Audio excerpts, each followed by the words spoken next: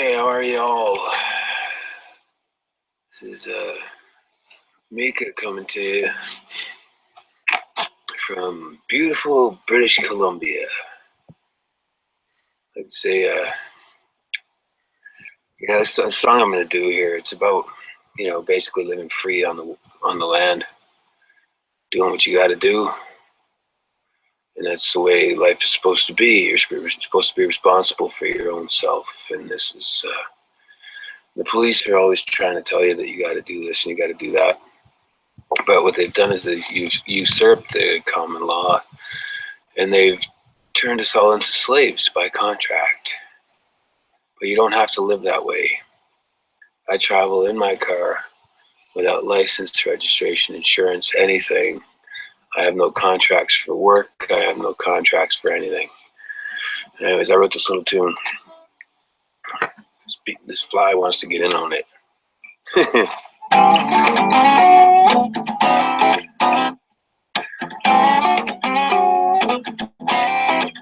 Well, now the police tell me I can live the way that I want to live. They tell me I got to give away all that I got to give. Well, my dignity and trust and everything else I need to be. Yeah. Just so that I can live within the crazy ass society. Yeah, it's just insanity, but I'm free. Stop this insanity in your crazy ass society.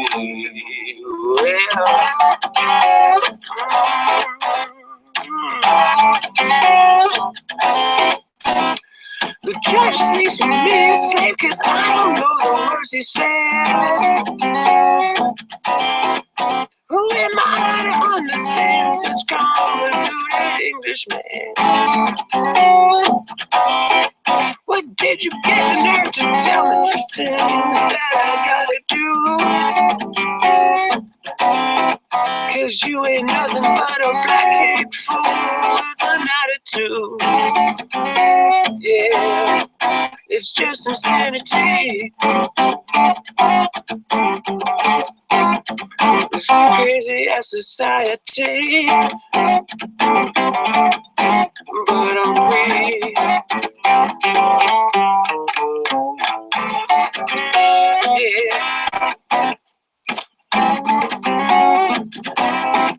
Yeah,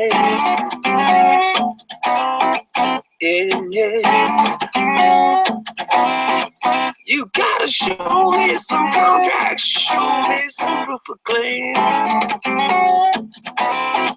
Something that shows me that you need to be your slave, yeah. Otherwise, without it, who are you to say things? Cause I'm a free living sovereign and I ain't got nothing more to say. No, it's just insanity.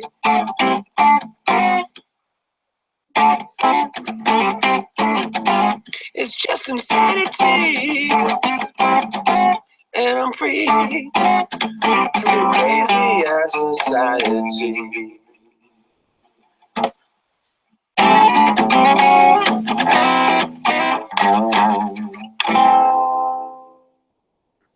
Something like that.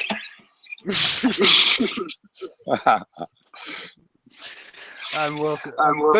Boom. And welcome. I'm welcome. We're live, man. How you doing tonight, Lee? Good. How's it going? Good. Well, man, before we go any further, tell us a bit more about that track. I just found it was on the news feed, and I think anonymity or somebody like anonymous, somebody like that posted it up, and I listened to it. I was like, wow, that's. Yeah, man. It's and the lyrics are spot on as well, man. Exactly. They So, how's it been? How's things? I'm really good, my man. I'm really good. It's been a while since we last spoken, and Well, as we know, a lot has moved on for both of us, man. So, and I want to thank you personally because you're one of the few people I know that actually came out to me personally and said you put some, you invested something into in '99. So, I want to thank you for that, dude. So, that's just a personal thank you from me to you. Well, I think that if we invest in the people that we believe in and work in a community that works, Well, yeah, exactly. And one of the things I really wanted to sort of, I really wanted to sort of like have a real good discussion with you tonight because I know we've had a couple of times before and we've never really got around to sort of discussing minds really. So I really want to sort of like, because I'm asked a lot about minds and I try to point a lot of people towards minds. So from your angle, really, kind of like tell me how you got involved in minds and give us sort of an overview for anyone maybe listening what minds is. Yeah, sure. I think I came across Minds on like a change.org post about a year ago, probably around this time. So I've been a Minds member about a year, and he said that it's another social network, and there's a place that you can find things that you were looking for, and that it was anonymous. So I joined in, and I just instantly just put my name in because I started to believe in the idea of being able to, be a man, whatever people call me. It could be Lee or whatever. I'm just a man, and I'm born in this land, and that's really all I am. And so it just seems like, from my perspective, from where I'm coming from, I don't need to do that, but it's cool that I can sort of still remain anonymous as far as where I'm at in the world, and I'm kind of like that guy a lot. I don't really have any bank accounts or social ties to society in that sense. Any contracts. How hard to exist like that, and it's kind of hard to do that actually, to exist without contracts. But Minds was a way to start to reach out, and I remember, because I'm always just wanting to reach out to people that want to create a community together, one that's on whatever level, because I think that really, this, as a human race, the weakest link is any one of our weaknesses, and I think that it's the true weakness for all of us is our stress, and it's a stress that we don't even recognize, and that's the first stress, the walk away stress, and that's what I did with Facebook. I walked away from it, like after the first year it came out, I had a Facebook account and I used it, and then it just started going places I didn't want it to go, so I had the walk away stress response, and just avoided it. And then my friends would go on it and want me to go on, and I'm like, and then my relationships start to become stressed and into a distress. And so Minds is this really great place where you can just kind of feel a little bit relieved, even if it's is different than what we think it is or whatever. But it's just that to be able to open up and feel comfortable opens up a whole new world of things. It eliminates that stress that we immediately have about the government, and the more we can get over that, the only answer to that stress, that walk away response, is to confront whatever it is that's causing that stress, right? And Minds is a really good way to do that, to speak out and confront it and understand what's affecting all of us. And really, that's the weak link, and that's what's the barrier between becoming a great world and a wonderful society to live in, and the society that we live in now. And what I mean by it's sick is that it's literally, we're so stressed as a culture that we can't think straight, because when you can't think, when you're stressed at any level, the blood is actually coming away from your brain, and you can't reside in the conscious moment. With Minds, you're sort of in a conscious moment. Something comes across your news feed, thought about it, and you can reflect upon your experience to it. And I can see some people still exist in that point where they're still trying to get through their own programming. But whatever the programming is, it doesn't matter what reality we all decide it's going to be. Ultimately, what we all need to do is to grow. And to grow, we have to live in an environment without stress. And we also have to recognize that we're exposed to stress that we don't see, that we aren't aware of, and you know, whether it be outside chemicals or just this energy in the world of people needing to control the rest of us, or just low level stresses that affect us on a daily basis. And we have a conversation in our minds, and we're going to probably donate 20,000 thoughts a day to that stress, to that level of stress. How can we fix society?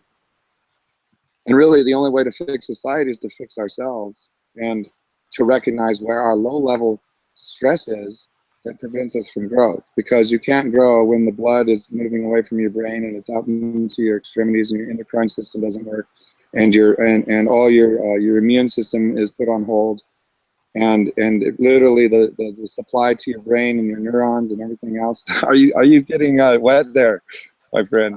I'm getting completely soaked here, dude. I'll tell you what, dude, you keep on talking, man. I'm going to take this inside because I'm just getting absolutely drenched. Just keep on talking.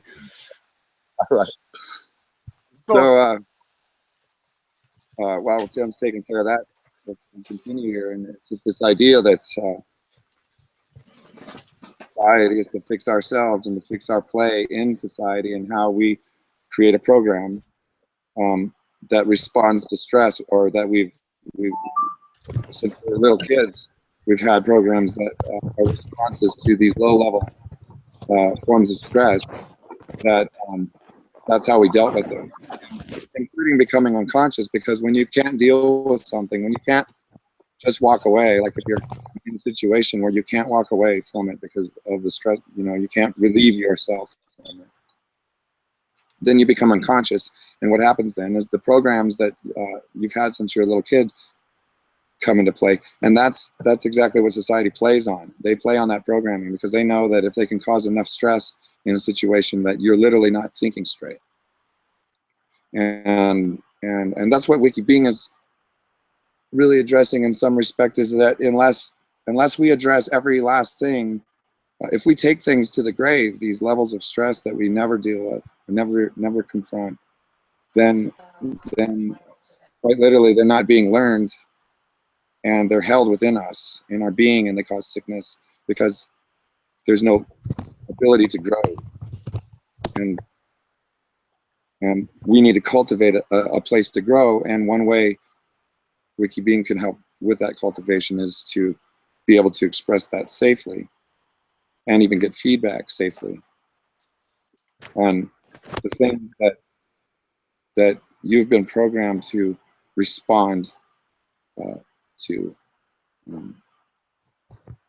in any given situation whenever stress arises. And stress, the more you learn to recognize stress and how it comes into your life, and you could have a really relaxing life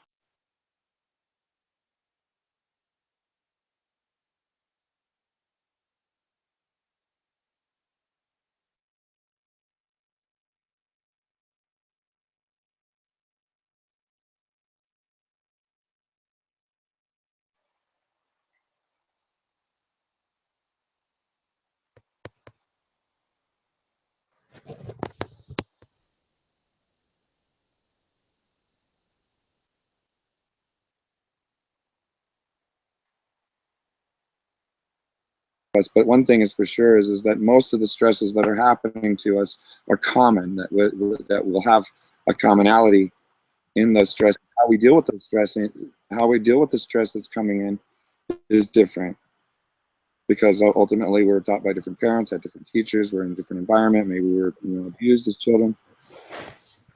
And children that grow up in families that give the children a lot of support and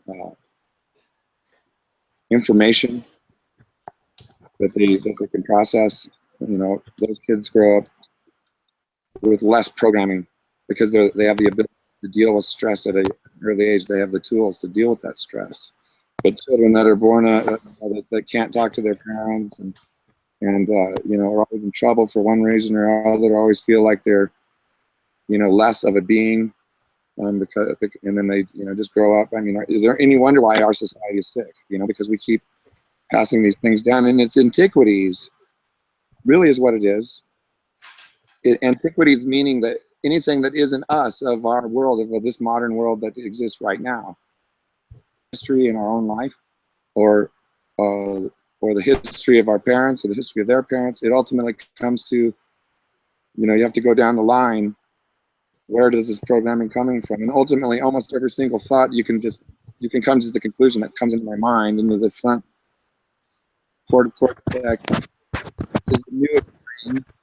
It's the least evolved brain, because it's the created part of my brain, our brains. Mm-hmm. And it's the first thing to kick in.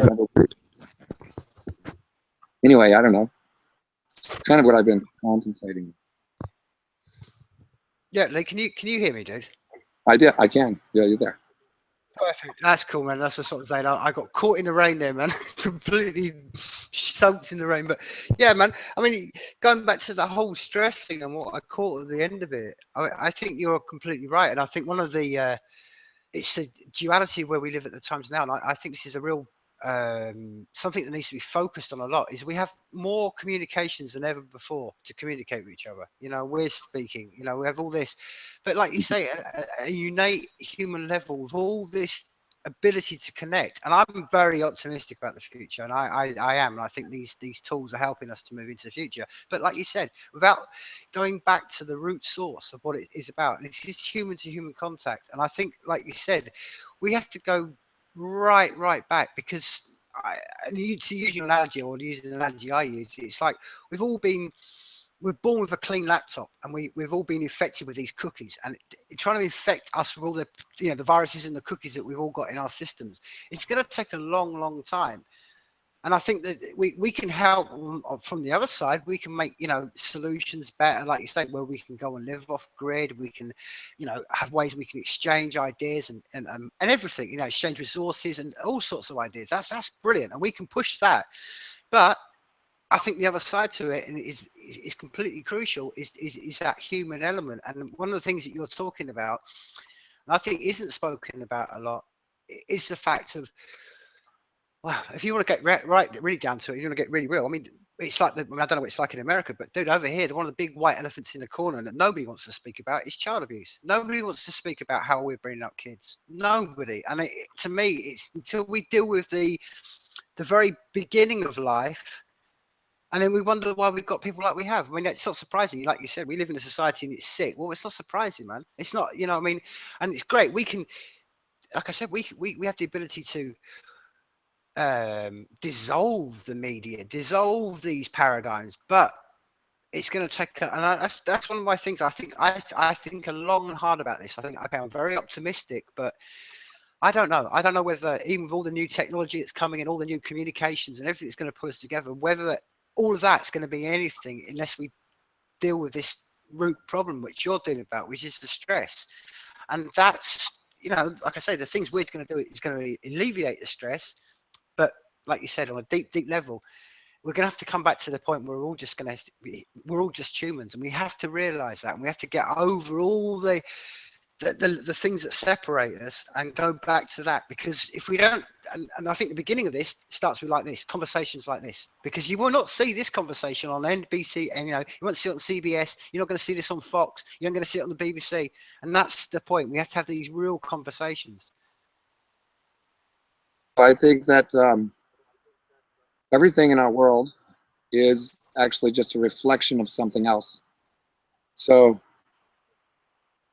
to whatever, take Alzheimer's disease. We can say it's chemicals. We could say it's excessive aluminum pot cooking, or and certainly all these things actually contribute elemental way. But ultimately, we have every known disease. We have every known chemical, every known element.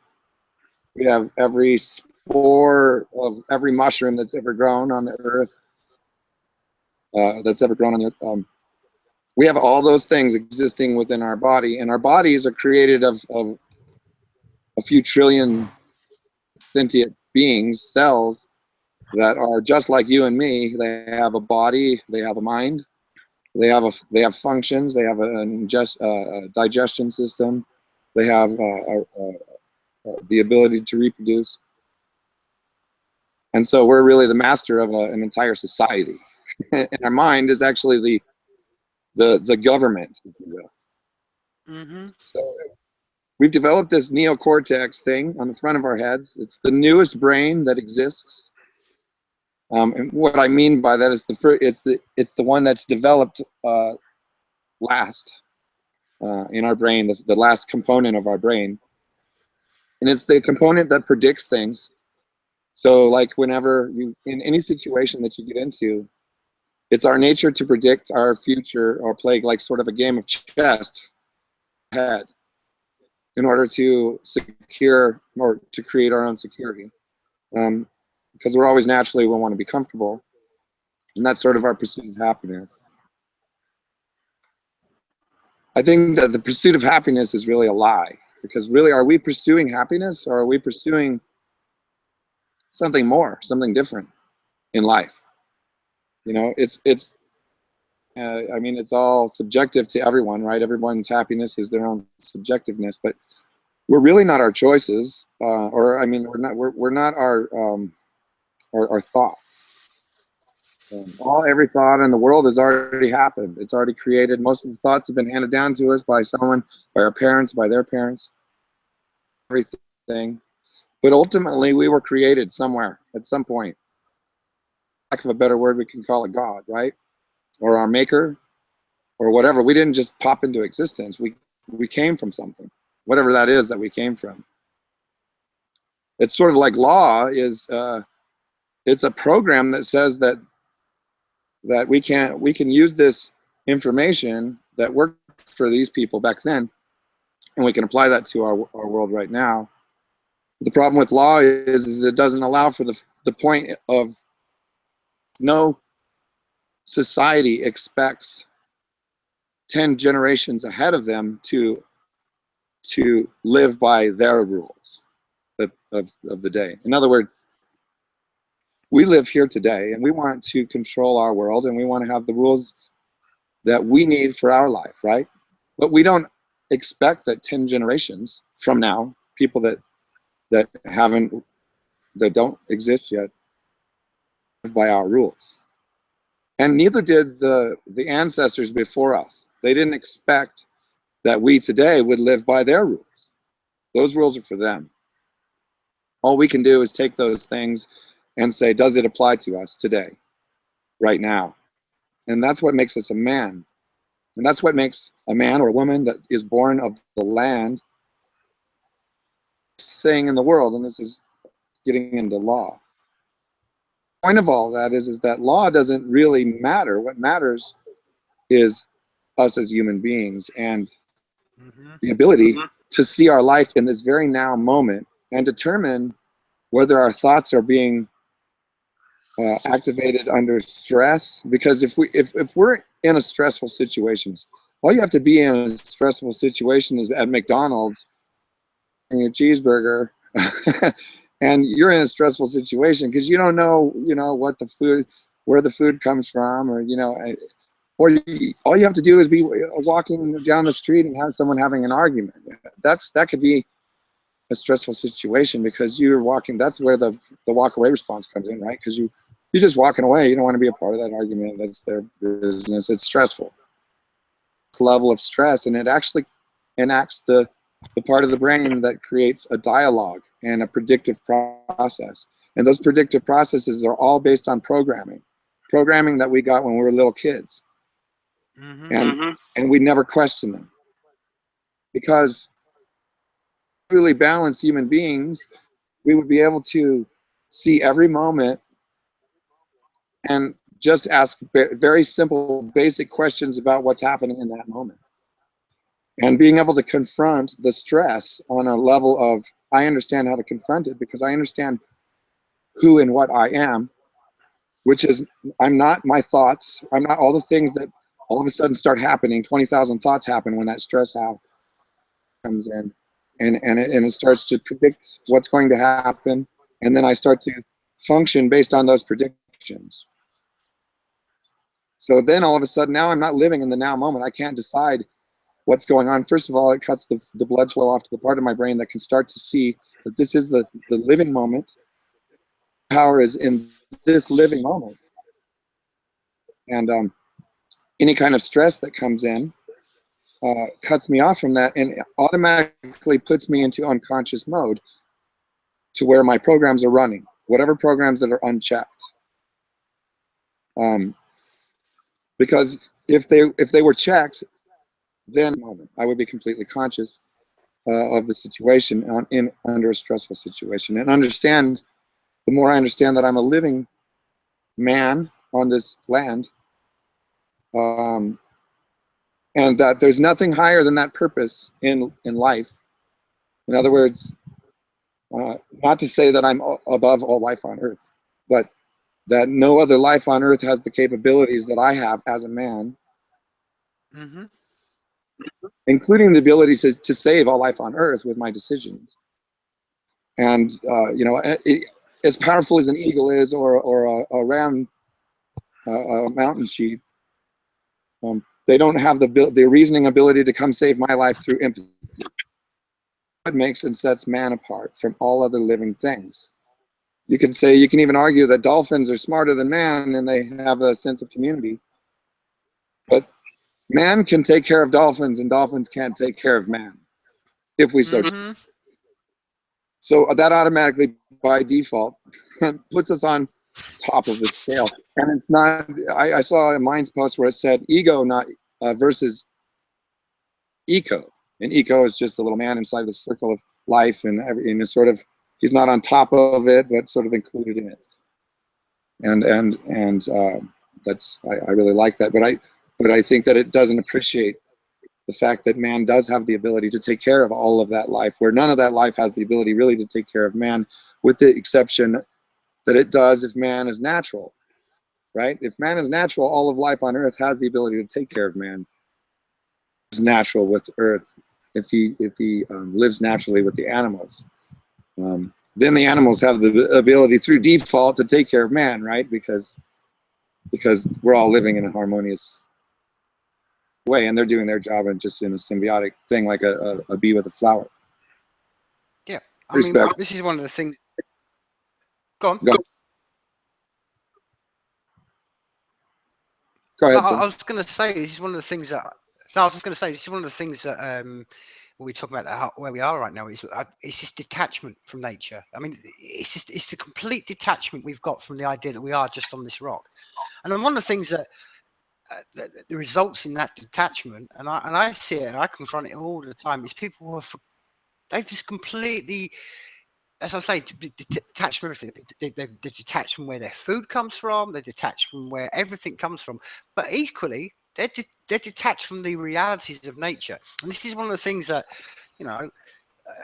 I think is completely, you talk about the sickness of our society and about how we've been programmed. And when we've all been programmed for the last 50 years under the Disney spell, et al., and there's many of them, to give this whole idea that nature's this fluffy, cute kind of thing.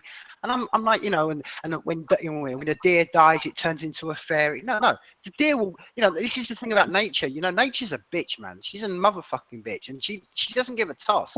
If a deer breaks, falls down, gets its leg stuck in a crevice, there ain't going to be no little angels coming to rescue it. It will die there and then. That's the brutality of nature. But equally, from that brutality of nature, and this is what I've witnessed, and I've been really fortunate enough to witness this, that the more people understand and are living in the brutality of nature, like I've lived with guys in the Amazon, and those guys on a day-to-day basis are living with nature right visceral, in their face, in their sounds and everything. Now they understand and they comprehend this planet far more than we do.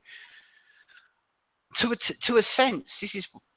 I remember speaking to a guy, the turn of the millennium, and he said the problem with what you've got in the West is you think you're advanced, but you become completely detached from what life is. And when you are in that situation, that's one of the things it's what gives me optimism about the world, is that people say to me, "Oh yeah, man, but this, look at the world around you. Look at it. It's full of cities and people being stressed and all this. They just point to the sickness." And I say, "Okay, yeah, but 5/10 of this world don't live that way. 5/10 of this world are people gathering in small, as I would argue, been for thousands upon thousands upon thousands of years in tiny little groups of people, self-reliant, no outside laws. There are rules, but no rulers." And I think this is the element of where gives me great optimism, because I think the sickness is happening in our parts of the world, and in the Western world, if we want to call it that word. But in a lot of the world, that doesn't exist, because they're immersed in nature. And one of the things that gets me as well, and this is one of the things that people always forget, this is why I'm ultimately optimistic about this planet, is that, okay, say it all goes belly up, and say we just carry on like we do, like the virus we are, we just destroy everything, or a meteor comes up. Who's going to survive this, man? The people who are going to survive this are going to be the people in the jungles, the people who are away from the coasts. I mean, it's hilarious how much of the humanity lives around the coasts. I mean, people will pay thousands of dollars to live right by the ocean side, and think, you haven't got a clue, you idiot. You know what I mean? But that's the great thing. If it all goes belly up, the people who are going to survive are the very people you're discussing. The people who haven't got all that pre-programmed stuff we've got. They live off the grid. I mean, it's all right singing a song about living off the grid, and yeah, you're a hero if you do that in Canada or America. But 5/6 this world live like that all the time. They don't understand our rules and stuff like that.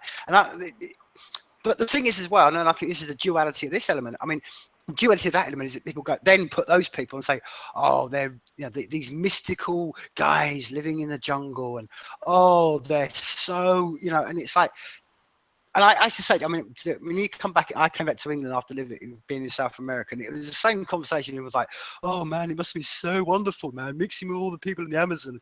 Did you gain any spiritual enlightenment?" I'm like, do you know what? They want all the things we want. They want running water. They want electricity. There's no difference between us. And this is the other thing we've got to get around to the fact, and I think this is really important, is that we're all human. There's no greater bit. There's no greater this, no greater that. We're all just stuck on. Right now, we're just stuck on this rock, and we've just got to, like you said, we've got to find solutions on how we can keep ourselves going on. Now, this is one of the things about, I think, part of the society we live in now. Everybody's looking for somebody else to come and step in, whether it's the government or whether it's your local revolution or whatever it may be.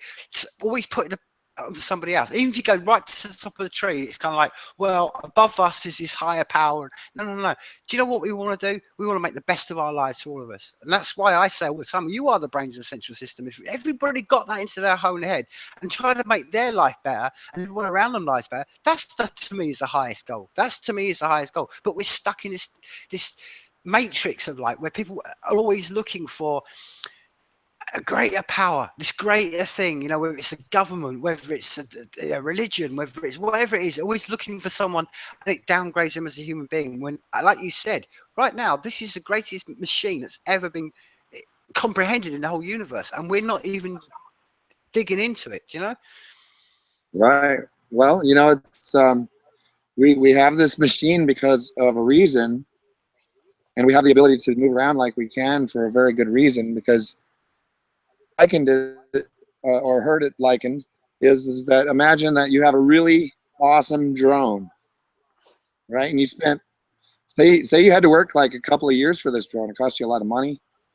You built it. You've got all the parts, and it's got you can carry a payload. It can film things. It can fly long distances away, so you can use it to make maps. Say you like to make maps, or you like to explore. So it's your exploratory device.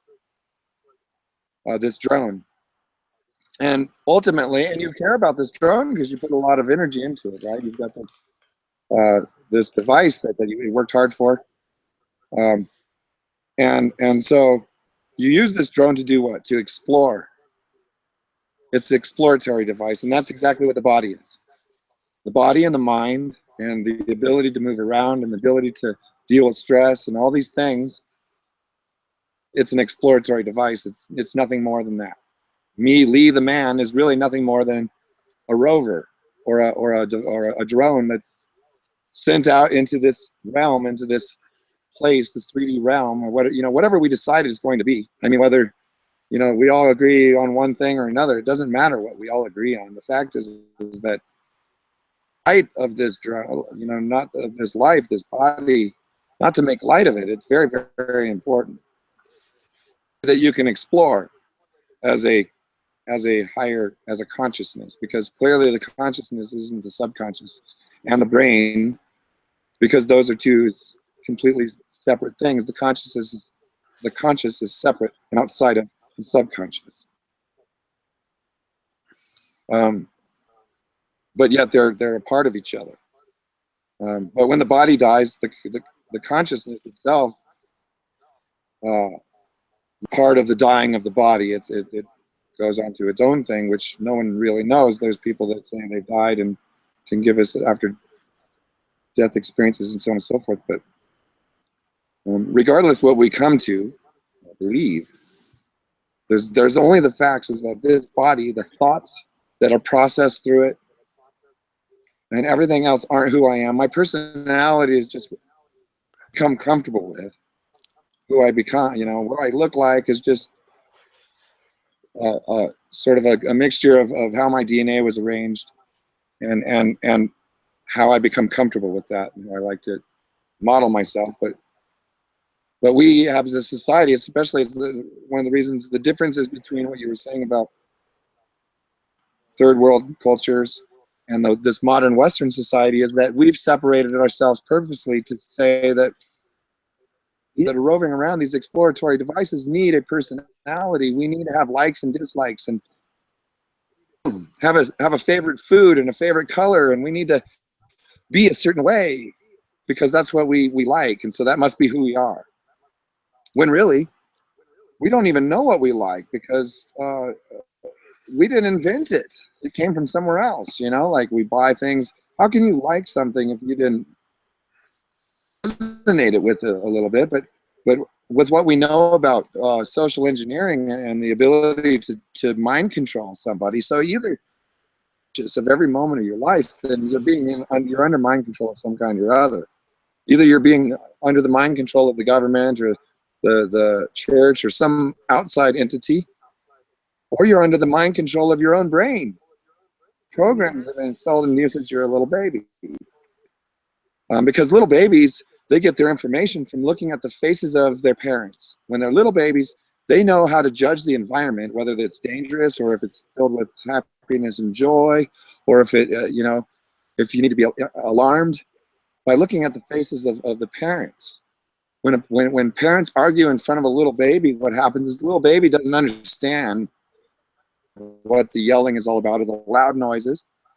But they've shown all these tests with little puppies, and it's horrible what they do, these crazy tests, how they test the psychology, how the brain works, how it learns the same way. So if we all learn things the same way, we're all going to learn how to deal with abuse as a child the same way. And we need to take care of the children that are right now because they're being abused. But how do we do that inside a framework where we've been abused and we don't have a place to look outside of that? We're operating in a space where we are still under mind control. And until you realize that, until you confront it and understand exactly what you are, you're an exploratory device for a consciousness. That's all you are. You're not a personality. Everything that's attached to you becomes something that you're recognized by. You know, everybody understands that. If you want to talk about things that Lee Travis talks about, then you get a hold of Lee Travis. You get a hold of that personality. But really, I'm one with all of consciousness, and I have a personality only because my history, which is its repeatlessness. And Dr. Joe Marshala talks about repeatlessness, because no moment can be repeated. And in anyone's lives, no lives can be repeated, because it's all just a different component of mathematics, right? I had different parents, I had different teachers. We may have even lived on the same block and had the same parents and teachers and everything else, but we didn't sleep in the same bed at night. You know, we didn't get the same injuries. You know, we didn't suffer the same kind of stresses. And stress, when we have a stress as a little child, it becomes an injury, right? Because it's something that boils up throughout our adult life until the day that we understand that we are not these programs. I'm not, you know, when I become unconscious and I start to run programs, if I have anger or I lash out at people, or if I shrink up and I don't want to talk to anybody, or whatever emotion that I'm happening, you know, experience at any given moment, isn't the consciousness. And the only thing that consciousness really becomes, if you have to associate yourself as an I, it's the application of the knowledge that you're receiving, of the data that you're receiving, and the ability to act upon that. The choices that you make, the actions that you set out to make. And either you're setting out to make choices under completely subconscious programming, where you're absolutely unconscious, you know, or your conscious moment that you're like able to pull away your subconscious and say, okay, my subconscious is there for digesting food, blinking, you know, all the functions that my body needs to survive, and it has the ability to operate whenever I'm not conscious, because consciousness doesn't happen all the time. It blinks in and out of existence. It's not something that's always there. It's the subconscious that is always there, running. Oh, that's why it's a supercomputer, because it can run 100,000 programs all at once. It can run my digestion and the 40,000 thoughts that are in my mind, all the stress that I'm dealing with since I was a little kid under the sun. And that's how I create my reality, right? Because that's where I create my worldview. That's my perception. And the bigger and more expansive that my perception becomes is my ability to associate that stress and how it turns me unconscious, attempt to become more conscious, because no one can be conscious 100% of the time. So you have to start to train your mind, create programs, just like playing the guitar. The best way to create any program is through repetition. Unfortunately, we're not like a computer where we can actually just take a floppy disk and stick it in and, you know, run the program, or we can just wipe the hard drive, get rid of those old programs, you know, reset the OS, get a different one like Linux Mint. It's nice, clean operating system. That'd be great if we could do that, but we can't do that. The only way to reprogram our minds is through repetition. That's the only way. No one picks up a guitar and just learns how to play the guitar in the instant moment. They have to keep doing it over and over again. And eventually you create muscle memory. You create the programs that you want. Because since we are a device that runs on almost solely on programs, and that our consciousness comes in and out of existence, and we don't really have control over that until we start to get a handle on the programs that are running and how we deal with stress. And stress is the key trigger of unconsciousness. Because when we were little babies, we learned how to deal with stress instantly. We started learning how to deal with stress by looking at mom and dad's face. What their face looked like. It didn't look, you know, happiness, like dogs can see, they're attracted to you when you have a big smile and you're a happy guy. Mad dogs, they take off, or they're angry at you. You know, they growl, or they can see that you're an unsettled human being because you're running unconscious programs, and you're not conscious of your environment. You're not conscious of the dog. You're not conscious of anything. What being in one with nature really is being conscious at any given moment. You could be inside of a city. As long as you're conscious, you're at one with nature. If you're subconscious, you're just actually under mind control. And you're under mind control, guess what? From dead people that are long gone. Damn right. Dead people that created a society, if not 100 years ago, 1,000 years ago, or what on. The abuses that we ourselves give to our children came from parents and their parents. And so when we go back in time, when we start blaming our parents, we're like, those bastards, they put me through this, right? Well, now I have to look at, well, my parents were innocent as well, right? Were they unconscious as well? Because we're just human beings running on these programs, regardless if we're conscious or not, they're just going to run. And abuses, whether we're doing the abusing or being abused, it doesn't really matter. Our mind can't differentiate the difference. If we're being abused and we never check it, surely we're going to abuse. It's just the programs that are being installed. It's just the way the human being works. We're never going to escape that unless we can play the guitar, right? We got to take and sit down and be. When you're playing the guitar, at first it's very conscious, it's very frustrating because consciousness is sort of like RAM in a computer, right? You only have 8 gigs and you can only run the OS and you can only run certain things. You can't run everything with the consciousness. You have to rely on the subconsciousness to run everything. But if the subconsciousness has bad programming, how do you rely on it? So you're stuck in the system, and the powers that be, the corporations that sell us all their shit, they are very aware of this. And it's a science. It's an absolute science and manipulation of us. How do we escape this? Well, we've got to support each other. For one, we've got to support our parents that abused us. And we've got to support ourselves as the abusers, because we have these programs that we most certainly are abusing others in our lives, you know. And why are you on that? I would like to linger on that really, because you mentioned then we got to forgive our parents for the abuse they did. Now, I that's a very interesting an angle, and I think this is something we could. I'm quite happy to sort of like linger on and explore it, because I think this is one of the. Personally, I think it's one of the problems that we have as a society, is that we're very quick to how can I say it? We're very quick to forgive. Very quick to forgive. You know what I mean? People will go, okay. I mean, it's oh well, it doesn't matter what your parents did. They didn't know any better, and you should do everything you do. And I kind of think, isn't there an element of self-survival? And I would always say this, and this is my personal opinion. I've known people who have been horrifically abused, and I'm not just talking about locked in the cupboard. I'm talking about horrific abuse. And I would never ever say to those people, go and forgive your parents. I'll be like, no.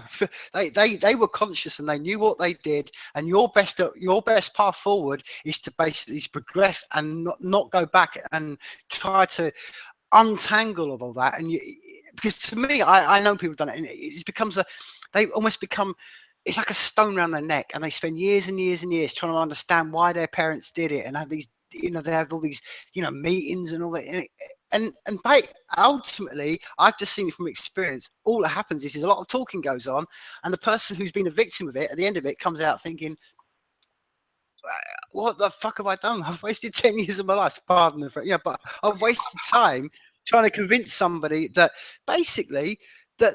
Again, it's almost, if you want to get really down to it, I think it's almost diluting and giving them a reason to say, oh, well, I haven't got to check myself because I've been forgiven. And I think when I say that everybody's got to do it, I think everybody's got to check themselves. And whether you were the abuser or the abuser, this whole forgiveness thing, I mean, it's one of the things you get really dark into it, Travis. It's one of the things that a lot of isms, if you want to do that, a lot of governments have always relied on this, forgive, and on that forgiveness, while you're programmed to forgive, the people at the top are just getting away with absolute murder. Because you look at countries, I mean, I always point to places, some of the Buddhist countries, and you look at the stuff that goes on there, and that the leadership are allowed to do, and they're telling their people, you must eat, only vegetarian stuff, and then they become weak and they die off, and it's like, wait a minute, shouldn't it always be down to the individual to make a choice and not for someone else? And that's why I think, yes, man, I'm all for love, and I'm all for that. I think it's the core of us as a human being, because I think it comes down to it. It's love versus fear. But there's an element. I totally agree with you. I totally agree with you, Tim. And let me just restate that in the sense that what I mean by forgiveness, like I don't talk to certain people. And I just can't talk to them, right? Because it's just, we don't get along. There's just no way we're going to. And I'm okay with that, We don't all have to get along. We don't. But if you don't forgive somebody for their abuses against you in your own mind and your own ability to move on, then all you're doing is carrying that abuse forward, right? You're like, because it's in other words, it takes more energy to hate someone than it does to love them. Damn right. You can't grow in hate. You can only, it's a low-lying stress. It's something that you're always stressed about. It causes stress in your body. And it's not like you go up to them and say, hey, I forgive you. And this will make you a better person. No, you forget about it. You never talk to that person again, right? So what? You can't cultivate a real relationship with that person ever again. No big deal. That's not what I'm talking about. The forgiveness part of it is inside your own being, where it's this place in you of pain that someone caused you, and you can't. Let's look at the word forgive, and maybe it's the wrong word, but it's sort of, in my mind, it's implied that forgive means sort of, right, to sort of equal out and resolve or allow for a pardon. You see what I mean? To pardon it, to make it so that it can move on, right? That's what sort of a forgiveness in the terms that I'm trying to. Not about going to someone that abused you and saying, I forgive you and now I love you and I want to spread the love and I think this is going to change the world. Maybe an asshole and may even still be abusing people. It's the allowance of you to be able to move on, because it quite literally causes stress in your life if you've had someone abuse you and you haven't been able to resolve it. And it will rear its ugly head every single time you have a similar stress in your life. It doesn't matter if that person is even present or even if they're dead. Doesn't deal with specific mind. I call them mind creatures or whatever. Something that is deep inside your being, that is painful, is traumatic, and you can't resolve it. And maybe it's something that you did. Maybe it's something that happened to you later on life, perpetrated the same or similar crime to someone else, or the same is moved forward, and then you're close to death. You're an old person, right? And then you have these things that you have to resolve. Most people lose their minds. Most people, see, I think this is where. And yeah, we can link it to chemicals and environmental stuff. It comes from a generation of people, and maybe I'll lose my mind, and it might be a good thing at some point. But people lose their mind, quite literally. Are they really resolving everything in the world, or is the stress become so weighted inside their being? It's compiled after years of living. They have to become unconscious. And we call it a condition in society. I call it unconsciousness. I call every condition where we're not actually conscious unconsciousness. Whether we call it a sickness or not, whether it's environmental or not, it's still unconsciousness. And not being able to forgive someone for abusing you, and being able to move forward and know that they didn't abuse you, they abused the body. And they abused the programming in your precious young mind. But they didn't abuse you, the consciousness. No one can abuse that consciousness. Can do something to they can stab me, my reputation. They can program my mind so that my mind is my own enemy. But they cannot take away the consciousness in and out of my existence. And it's my responsibility to heal whatever is affecting me. It's no one else's responsibility. And to hold someone for their evil, or whatever you want to call it. You could say it's conscious evil or it's unconscious evil or whatever it is. I tend to say that if someone is causing evil against another person, it's unconscious. It's not conscious. You might say that they live their whole life in that conscious awareness that they were that person, but I'll go to say that they never had the ability or the tools to look outside of their worldview, of their perspective, of who they are. They thought that that's who they were. that they were actually not that person. That's just a rover. It's just an exploratory device that's running programs that we design or that are designed by for us through our environment. Capability in consciousness to redesign guitar. It's a choice to play the guitar. No one plays the guitar without making the choice to go down to the music store, intentionally buy a guitar, bring it home, and start practicing it. You know, and we have that same choice. Every bad piece of programming that's in our mind, we have the same choice as we do to play the guitar.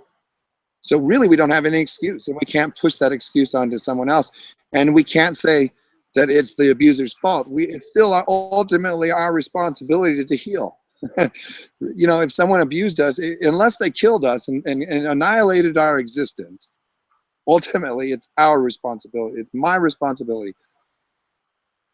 Heal myself, to go into my own mind, find the programming that causes my pain and causes stress and causes my unconscious programs to run, control from outside sources that I've never questioned. Now, some mind control is good, right? You have trained your mind to drive a car in and out of existence and not kill people. That's a pretty good set of mind control, honestly, is what it's all about. It's about programming this thing up here to do what we want it to do, rather than do what based on unchecked circumstances. You know, because all the programming we got from our being a kid, unless we went through every little bit of it and have consciously made choices to either keep it or get rid of it, and practice doing that. You can't just say, okay, today I'm going to quit smoking. Well, no, you've got a whole set of factors. You got chemicals that you got to deal with. You got the habitual aspect of it and the subconscious programming part of it. So your conscious mind can't just say, oh, well, I'm going to quit smoking, and then boom, willpower happens. Now people can, they can cultivate willpower and ultimately train their mind to have instant access like that, where they can just, with their consciousness, you know, Shaolin monks or whatever, they've like the guitar, they've trained their minds, they've highly tuned their minds so that they can, with a conscious moment, program it in an instant. And anyone can do this, you know. Yeah, you can, Joe. So, But at this point, is, you know, as we know, I mean, I would completely in agreement with you. Completely, we've all got the power to do that. But we, you know, we're talking on a level of maybe two people who, you know, on a conscious level. But man, as you know, you look around you, people haven't got the time for this, and I'm never ever angry or anything other than love towards people, because I can get why people say I haven't got the time for that. I haven't got the time to sit down and reprogram myself. I've got kids to feed. I've got bills to pay. I've got job. Now, okay, we can give them all the answers and say that's all part of the solution, but we still got to face the reality that this is the norm for people. And I'll tell you what a lot of it is, and I when you break it right down and boil it down to its fundamental point, it's fear. People are afraid, man. That's what it is. They're afraid of delving into themselves and finding things inside themselves that they don't want to know. You know, I mean, they don't want to do it because to them, it's an easier option just to, okay, I'm a bit damaged and I'm a bit fucked up, but I'll carry on walking down the path. And hey, don't matter, I'll get to 60. But as you know, I mean, I like you said before, I mean, one of the things that I always try to tell people is, like you say, is that you have to deal with it, because I that's why whenever anyone gives me that answer and I understand fully what they're saying, I say, look, you have to do something, because it's almost like, how can I say it? It's like it's like a positive and a negative, and that negative, whatever you've got inside you, it's not going to disappear. All that's going to happen is it's going to be added to and added to and added to. And I'm the same as you, Travis. I've got real thoughts on this, and I don't know, you know, this is just my own thoughts, but I wonder how much of the actual physical ailments like cancer, like you were saying, Alzheimer's, dementia, how much of that is actually related to people not dealing with this and just shoving it? I mean, man, we live in a culture where, especially as males, I mean, we're talking as two men here, man, we're told, push it all down, stick it in the pit of your stomach, and then, do you know what I mean? And then you be a man about it. But I wonder if that, like, you know what I mean? I think there's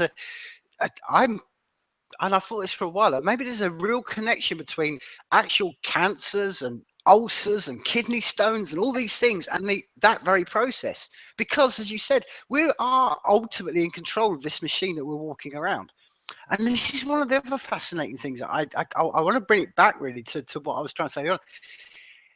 It's evident that in parts of the world where they're not so much programmed, when I go back to the guys in the Amazon or whatever, you don't see these rates of mental illness everywhere. You don't see it. You don't see this stuff going on. This is the sickness, like you were saying at the very beginning of this conversation, is really right, of our culture, of our times, of, and the thing I always say to people is we're all still on the same rock.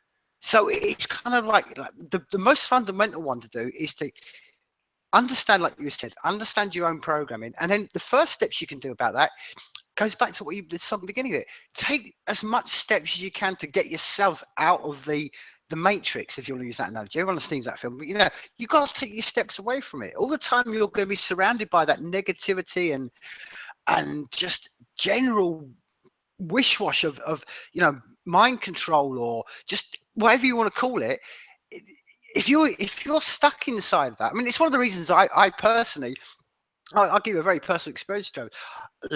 I moved away from a city to go and live up in the middle of Highlands of Scotland deliberately, because I thought, no, I couldn't deal with it. I mean, yes, great, it was brilliant. As an artist, I've got more, there's city life and all but no, I thought, no, I have to make some sacrifices. And to me, walking away from a city and all that entails is one of the greatest things. Now, I'm always aware as well, and this is, I think we always have to bring this into a normal.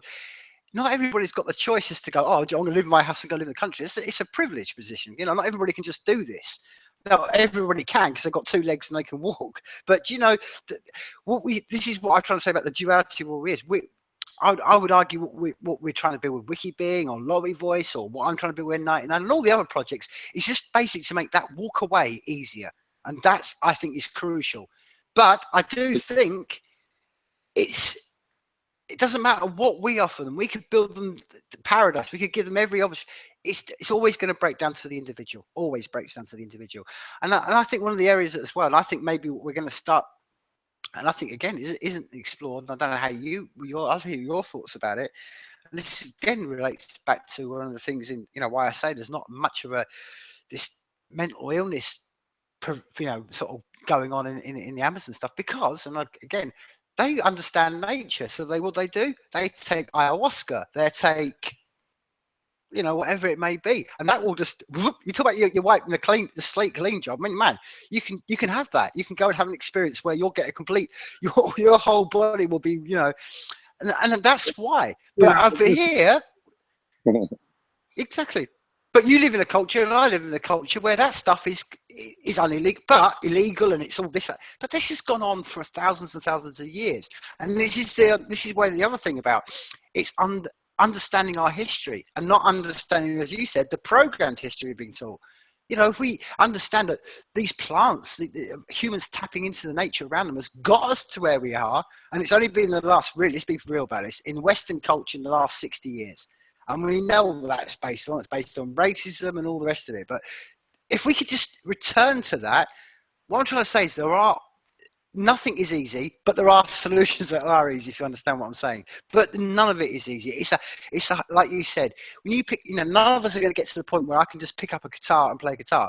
I couldn't go to you and go, there's a canvas, go and paint that. You have to spend some hours. And that's one of the things that people don't want to face, because we live in this culture where everything's instant. And it's like, that's why we live in a culture where you have all the things we're just discussing. What's the solution? Nice little pill, take that and go away. And that is where we as on a practical day-to-day level, that's where we can fight, if you want to call it a good fight. We can say to people, look, you don't have to go for the easy option. And sometimes it is the hard option, but that is the reality of life. Life isn't easy. It is, it's what I go back to before. Mother Nature's a bitch. That's our whole thing on this life. And I think the whole root of what we're saying is because we've all become too comfortable, because we've all just, I think, by choice, step into that matrix. I think a lot of people will love it. I think, as much as me and you might say, oh man, I want to live off grid. How many people around you, man, love it? Yeah, it's ultimately a playground to once you discover that you're not this personality and these thoughts and these programs, but this exploratory device, a rover, if you will. It's really the ultimate playground, and that's what life should be. It should be a playground. But we stopped growing as children. We started to program our brains in a way that pulled us away from playing in this playground. We took a road. We started playing an imaginary game that we are separate from each other. So ultimately, the conclusion that I have, if we're ultimately one with each other, it doesn't matter what other people are doing in the world. What matters is that I heal myself completely. Yes. Because what happens if I heal myself completely, and if it's true that we are all one, all things, all consciousness, then I'll heal the world instantaneously when I'm healed. And it may be my responsibility, Tim. It's my fault that the world's fucked up.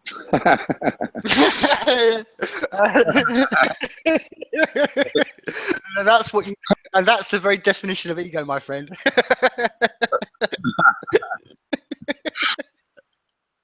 We can all blame Lee. It's all Lee's fault. So in a sense, though, if I can be happy with my life, and the happier that I am, and the more beauty that I create, the more permission that I give everyone around me to do the same thing, and they start to see that, and it's sort of an example. And Wiki Being came about in my mind because I couldn't figure out a way to tell people this idea. Because if you try to tell them this idea, like you said, they automatically go into programming. They're stressful. It's a stressful thing to tell somebody the truth.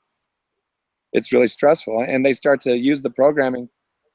Be conscious with someone until you stress them out, until you bring something up that automatically kicks in subconscious programming, and then they're all of a sudden not conscious anymore. All the things kick in, like, oh, I've got to question myself. I know the world is, and see, they already understand. Everyone in the world already knows that the world's fucked up, and one person is responsible for the world being fucked up. And you could even go on to say that the world is absolutely perfect. Mm-hmm. From our point of view, seems like it's fucked up because we're visionaries, and we could see all these amazing things that haven't come to that conclusion yet. But the beautiful thing is that isn't it the ego to say, like, oh, like, I've created this idea, this Wiki Being. I just named it because that just made sense, and I don't really try to push it, and I don't really know how to create it. Honestly, I could sit and plug away on a computer and try to create a system that might work, but ultimately it will fail its intention. It's a living system. It's not computers. It's us. We are the computers, man. And the living system is that we support each other through our own willingness to set aside our need for privacy of our subconscious and the need to expressly the world around us with our consciousness. So to put it another way, I guess. Do you want to say anything about that? No, I completely agree with you, and I think this is one of the honestly, I think we're about to enter an age, and I think we're exiting the age of information, and I think we're about to enter the era of the creative, and I think the whole of the thing we're going to discover is, and again, this is something that I think the arrogance of us in the West is that we think we're the height of everything, and again, you said them, we are the brains, we are the computer system, and again, and I don't say to anybody other than please, I mean, just go and check this out for yourself. Don't take my word for it. But and there's other parts of the world, and they understand this completely. They're into telepathy. I'll be with you, Travis. When I lived in Venezuela, my Spanish was nothing, and when I lived in Venezuela, the guys I lived on the beach with, we lived in a little amongst about 70 of us there, and they didn't really know much even Spanish because they were more their own national native language. So a lot of the communication was done. And if you want to look at it, you can say, okay, on a broad term, it was telepathic, but a lot of it was body language, and we were really expressing thoughts. And it was like, wow. And that's what I'm trying to say. I don't think there's anything this is why I say, I think anything that comes out of our mouths, any ridiculously stupid concept we may have, you think, well, why is that there? Is that just something I just brought up, or is it? Oh, actually, we can all be telepathic, and basically, we're only limited by our imaginations. We're only limited by the thoughts that we actually think are possible. Because if you've gone back, I'm old enough to remember, dude. You're old enough to remember. I mean, 20 years ago, this was a dream. The idea that I could be sitting there looking at a screen was Buck Rogers science fiction, but it's possible. Now, how many people at the time said, "Oh, it's never going to happen"? And no, that's the point I'm trying to say. What I'm trying to say is, I think we're going to basically more and more realize that we don't need these machines. We don't need them. Like you said, we can all do this on a mind-to-mind level, on a human-to-human level. And that's, like I said before, I think something we think is so revolutionary to most parts of the world. They're like, yeah, telepathy, yeah, we've been doing that for generations, And I think it's just that it almost plays into what you were saying before. It is the ego. It's the ego of us all. We all like to think that we're the top of the tree and that all this, that, and the other. And it's really is. I think that the whole point of it is dissolving yourself and saying, do you know what? Anything is possible. And do you know why I say it to anybody? Because anybody that thinks I'm wrong on this, I'm like, well, you explain to me when you close your eyes and you go to bed at night or daytime, whenever you sleep, for that amount of time you sleep, and you were in that other existence, then you tell me about one of your dreams, and then you tell me what I'm saying about telepathic is stupid. Because what we all do in our subconscious dreams, and when we switch off, man, that's the reality. That all that is possible, and it's only just it's taking it and making that move into our waking lives. If you want what I'm saying, I don't know how you feel about that, but no, right, you're exactly right, and just our life is a dream, and we can create. We have all this material that we can create with, that we can build anything we want. We can build any building, and our consciousness of what predominantly engineered for us, But really, we're just really simple. Man, woman, we're very simple, and we need to remain simple. It's kind of like this. It's kind of like you have that remote control, that really cool rover, or the Mars rover. We'll call it the Mars rover. You've got the control of it. You're NASA, if that even exists. Let's for the story's sake, let's just pretend it does. And what would happen if the rover started doing other things other than explore? The whole point of it is you sit it there. And you want to sample the rocks and drive around and see what map the landscape, explore it. That's what we're doing. We're exploring life. All of a sudden, you're still looking at the screen of what the rover's seeing, but you can't have any control. The rover just starts doing whatever the hell it wants. You know what I mean? And you're like, who told it to do that? Who told it to do that, right? Why is it doing that? You're looking at it. You're conscious of the fact that it's doing it. You can see it on your screen, but you can't figure out where that programming has come from. Why is it driving off that way? I clearly told it to take a right instead of a left, right? That's sort of what has happened here on Earth. We're these places where we're supposed to use our lives to play, ultimately play and discover the world around us. Ourselves to these tiny little boxes, looking into these tiny little screens, you know, and around outside, you know, and bumping into each other and exploring life. But we've created all these rules and barricades and barriers, and the only way to get to the source is through this guy and that guy, and I need to go get a ticket. You know what I mean? I got to get a ticket to get into the gate so I can have fun, God damn it. But no, I'm a human. I'm a man. What that means to be a man, not being on top of the world, and I'm on charge of everybody, and I know what to do with the water and the animal. No, that's not what it means. It means that I'm here to play with all of this stuff, and be responsible for it, and liable for the shit that I fuck up, and uh, it's an agreement that all life has. That groups don't just annihilate each other.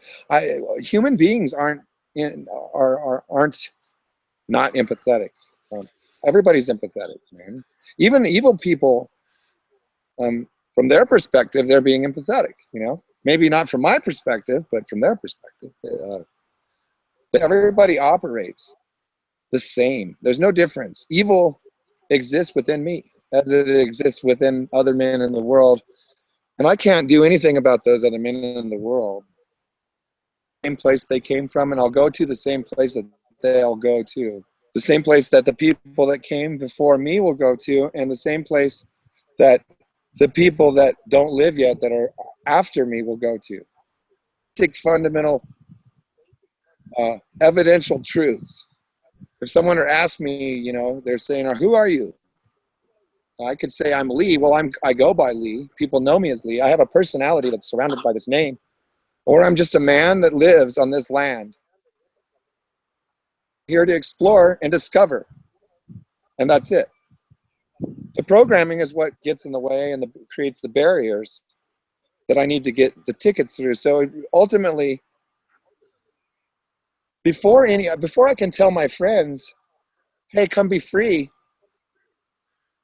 this is the way to do it. I'm going to create this really awesome system called WikiBeing, and you're going to have these tools to explore your life and make it really awesome.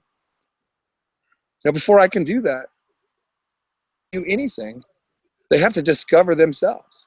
And through the process of discovering yourself is how those things happen, how those things become into play, because that's how we create reality, by discovering, by learning it, by exploring it. Rather than go ahead. No, I was going to say, yeah, and that's one of the things, and this is one of the dichotomies of the time we live in, is that we're not, and that's why I think it's really important to emphasize to people, is about giving people the freedom and the ability to have that path of self-discovery. I mean, we bring this back again to children. I mean, we need to basically just. This is why it's going to be a fundamental change. I think this is why we need to change paradigms, because. Do you know what I'm saying? We're both in a total agreement about the programming, about where we need to go and what we need to be as a human conscious element. But are we surprised? I mean, it goes back to when we're not. But look, you know, until we've still got the education and we've got kids doing all this stuff, are we surprised that we're living in this? And that's what I'm trying to say.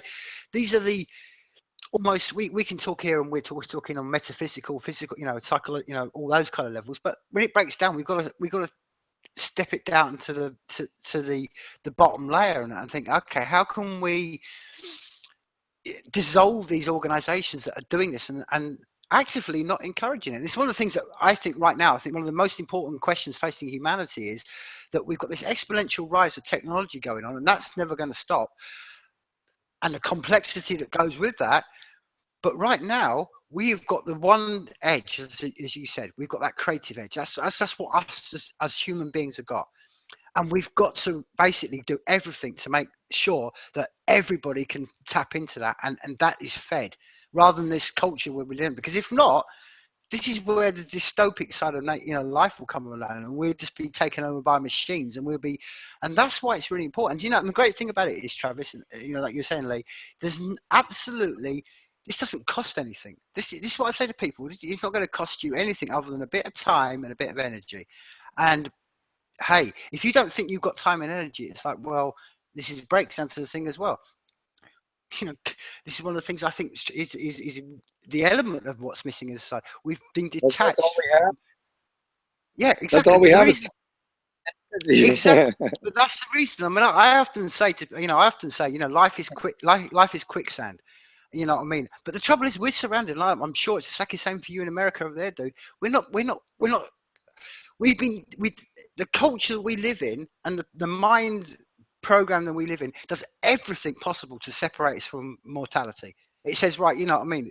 We don't want to see death. I mean, even to the fact of, I'm sure it's the same in America, but, we send guys out to do the wills of the governments, and they go out to foreign lands, and they're going out there with machines and killing other human beings. And if they die in the process for that process, even now in our culture, I'm sure, I don't know what it's like in America, we're not allowed to even see the coffin with a flag on it anymore. That's how detached we've become from more, what we are as mortal beings. Now, that's been the role of artists and, the writers, and to always push that in society. But until we get that, this is the trouble with people. They think, I'll put it off. And then they're like you said earlier on, they're like, shit, I've got, 2 years to live, and it's all gone. And that's why it's absolutely crucial, because if you understand how precious and time is, then every second is precious, and you don't want to think, oh, I'm going to put that off tomorrow. You're like, oh, shit, I better get this done now, because I don't know if I'm going to wake up tomorrow. And that's what is the missing element of the culture we live in right now, which again, I keep going back to it, and I keep going back to over and over again. But there's 5-6 of this world where death is they know it, dude. They see dead bodies, they understand it, they have celebrations about the dead and all this sort of stuff. And that's what it's like. What we're really talking about is a particular kind of mindset that we in certain parts of the Western world are caught in. And I think it's gone. Well, I think what you're kind of getting at, Tim, is that our entire society is surrounded by death. And that's true. I mean, our law is death. It's the word of man that's dead. That's what our law is. It's not the word of living man. Our entire world is surrounded by this concept that we're going to die, and on the fact that we're living. And that's really the most important part and that's how you can, as long as you have breath in your lungs, you're living, right? And we've been installed to fear of death, fear death. There's no need to fear death. Have anyone think about in your mind, take this exercise and look back into your life and find any time that there was a serious emergency and that was going on, something that just started to happen. A fire broke out, somebody was injured, somebody, was in a car, whatever it is, whatever happened that you had the ability to act upon. There was no fear at that point. There was no fear. But that's something that you could possibly, be afraid of. That's something that you might legitimately be afraid of. So why is it that in those instances you're not afraid? It's consciousness that generates fear. And it's consciousness that creates the emotions, that create the peptides in the brain and the hypothalamus that bleed into the body. So you're right. It's this fear this, fear that. I better run out and get this. I better run out. There's enough every day for the next day, forever. The sun isn't going to burn up. There's always going to be enough sunshine for tomorrow. There will always be enough water on the earth for tomorrow. There will always be enough resources for everyone on earth forever. There will always be enough land. There will always be enough food. If there isn't, it's because we've engineered that. And we've created this roadblock of the dead, the law and the rules of the dead. So we can challenge anything at any given moment. Anyone that ever presents anything to us that might challenge our existence here on Earth, you can challenge it. That's what you can do. You can challenge it, and by saying, well, I trump all the law, everything that's the word of man that's dead. I trump every word of man that's dead because I'm a living man. Everybody speaks and says sovereign. I'm sovereign. Does anybody even know what that means? I don't. What I know is that I'm a man and I'm living, and I was born on this land, a couple hundred miles. So you were born on. That's the most real thing in the world that we can fundamentally work with, and that's how we can create and explore our reality. And even though we have these imaginary gates that we have to go through, governments and society norms, all of those societal norms are based on these basic principles that the people that govern those realize that they're living, and they're utilizing those things in order to continue to forward their agendas, whatever they may be. Who cares? It doesn't even matter, right? The only thing that matters is my life and the time that I have. Like you said, that people don't have time, they say. Well, but that's all you have. That's all you have in this world is time and the energy that every day you eat more food and you wake up the next day and you have more energy. And what kills us, what ages us, is the fact that we stop growing.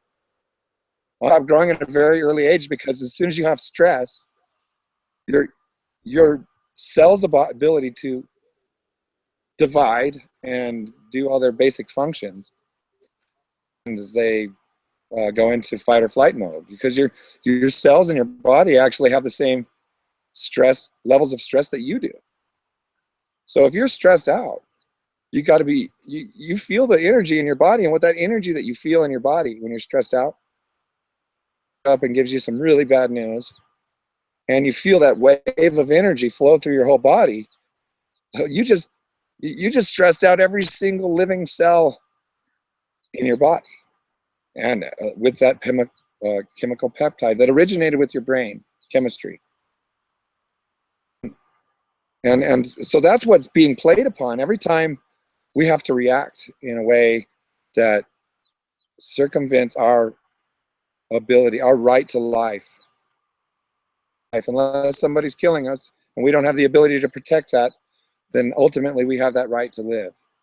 And we can call upon that ability, that right to live, as long as we're living. You know what I mean? That, like, you have that protection. As long as you're breathing, you have the protection of the right to life. Yourself, you're the protection. You're the one that backs that up. When you're dead, you no longer have that right. It's gone. It's so. I don't even like to call it that we have rights. I think what we have is the abilities. Honestly, I have the ability of living. That's my ability right now. I'm living in this body, and we call it Lee Travis. That's my ability. That's my right. Yeah. No, go ahead. Exactly. This is the very point about where the very optimistic element of being a conscious being is that, you know what I mean? It's once you do have that realization that you are who you are, and this is it. We've got this right now, this moment. This is it. I don't know. Who knows if yesterday existed? Who knows if tomorrow is going to exist? But this is the moment. The thing is about that, when you realize that, it's almost intrinsically the next step from that will be like, okay, how can I utilize this thing to the maximum? And I think it's you know what I mean? It really does, and that's why that's why I say to people, man. And I think some of the times, I think one of the best solutions to it is getting away and going out and just going into nature. I mean, people say, oh, well, I can't go to the Amazon, or I can't go to Africa. Okay, you don't need to. Go out your back door and walk. Go and spend the night without a tent in your backyard. And then I tell you what, dude, you'll wake up the next morning and you'll go, oh, well, actually, all like you were saying, all the things that we talked about, how it's man-made rules and this, you'll realize that. But people, like I keep saying before, this is free. It doesn't cost much. But what it breaks down to, Lee, and you would have been aware of this, my man, and that's something I'm aware of. And this is why I think it gets into this whole question of, We may know it, and you may try to tell someone else it, but then I don't know. This is the dichotomy of it all. You kind of think, okay, if I spend all my time telling everybody about that, then I'm not concentrating on myself. Well, I'm just wasting my own time, and I'm just going around telling everyone, like, well, do this, and you think, no, I've got to spend my own time. And I think this is where the more as I've progressed down this journey that we call life, I've started to realize more and more and more, it's more about concentrating on yourself and programming yourself and expanding that. And I'm not saying don't worry about other people, but there is a real truth in you can spend your time and your energy that just becomes wasted, and you're trying to sort of like tell everyone else, whereas a lot of your energy would be much better used in just making yourself the best you can become. Well, there's an actual science that happens when two people are talking, and there's people will listen when they're interested, and people only learn from themselves. And so if someone's interested into you, the person that's talking can really express themselves.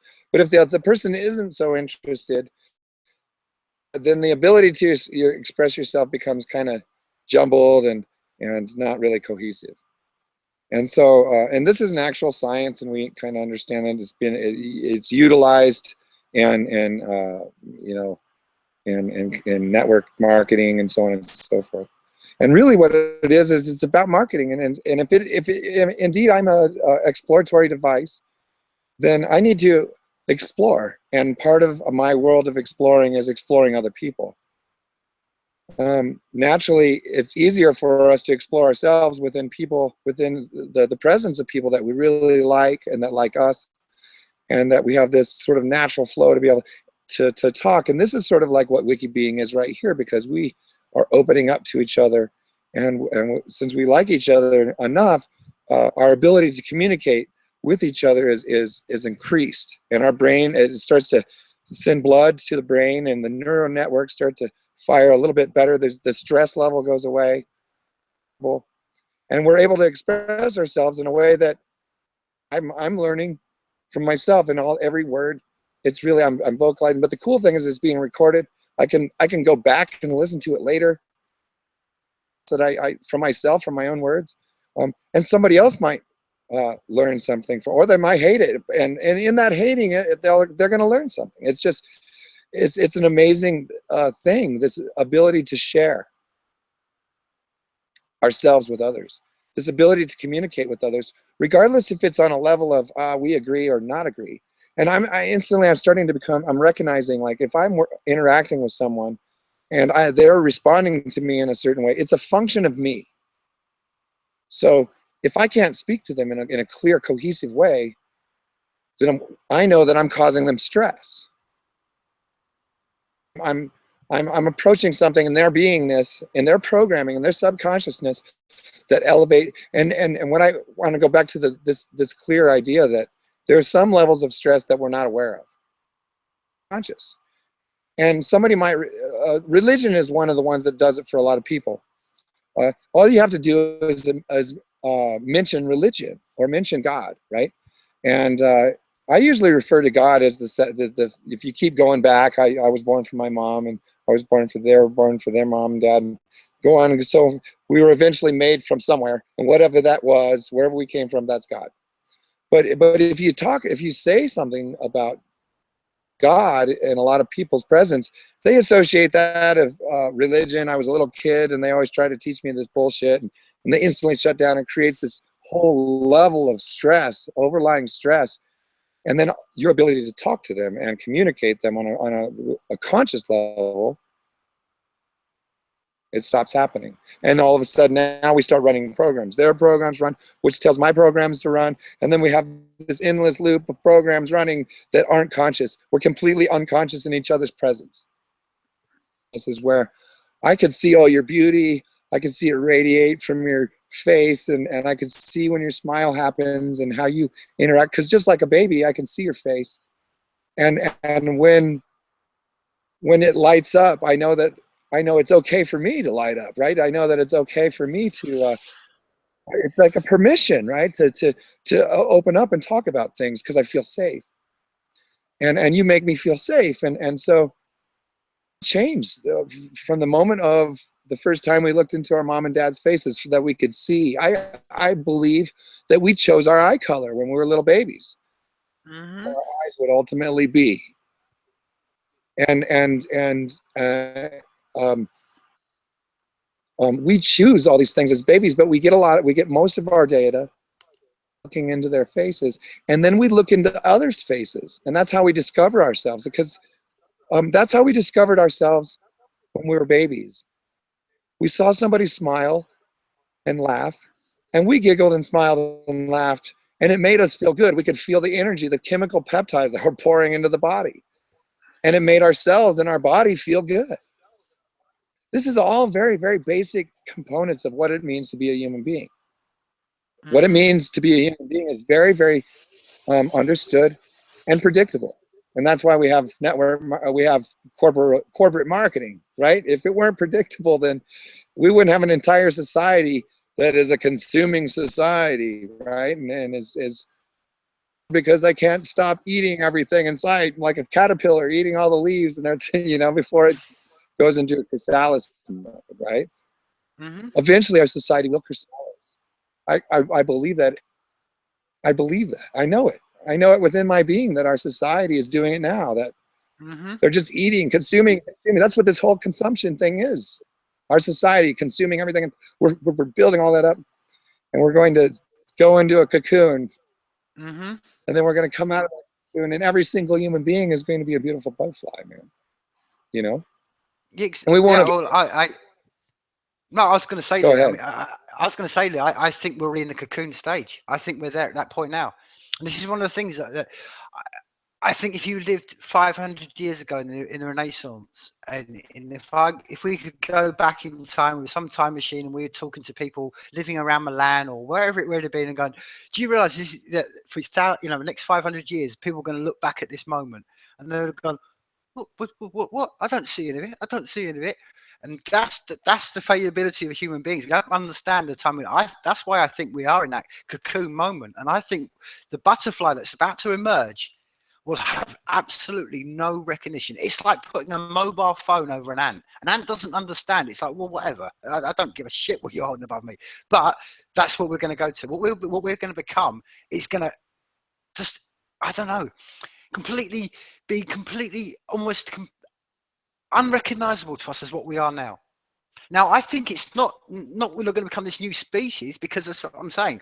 I think if you open your mind up enough, and if you go around and if you, like we are doing, and communities like Minds and other communities are doing, you start to realize that you reach out to other people, and you start to think, oh, like you said, like this whole conversation is about. The only reason we all think like this is because we've been programmed.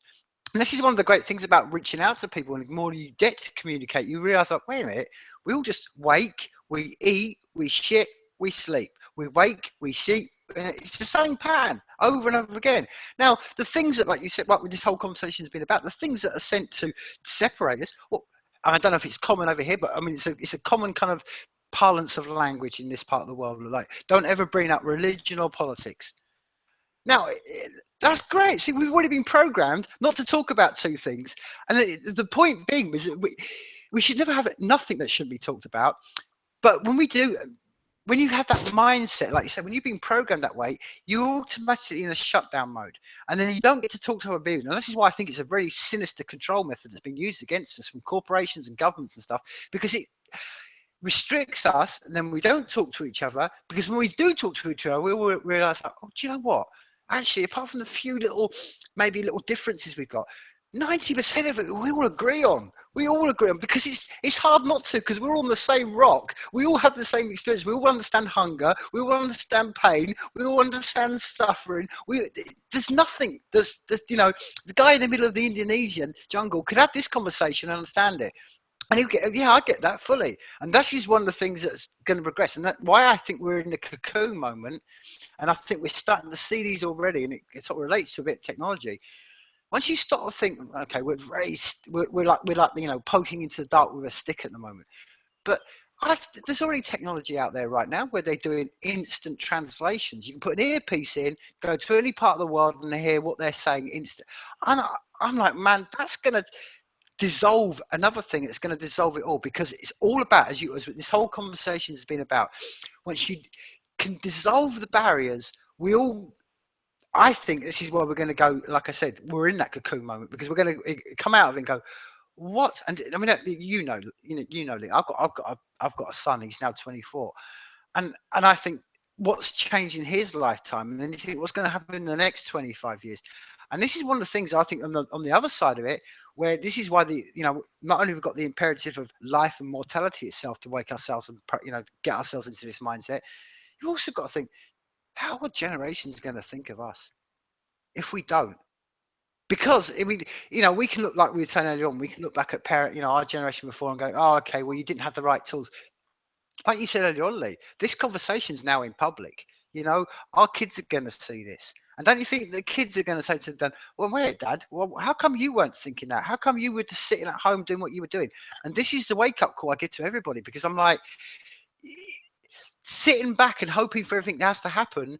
What do you think? Look how we judge our grandparents. I mean, I look at my parents and think, what, you grew up in the 70s and you intrinsically didn't like black people, you didn't like the female, you were cool.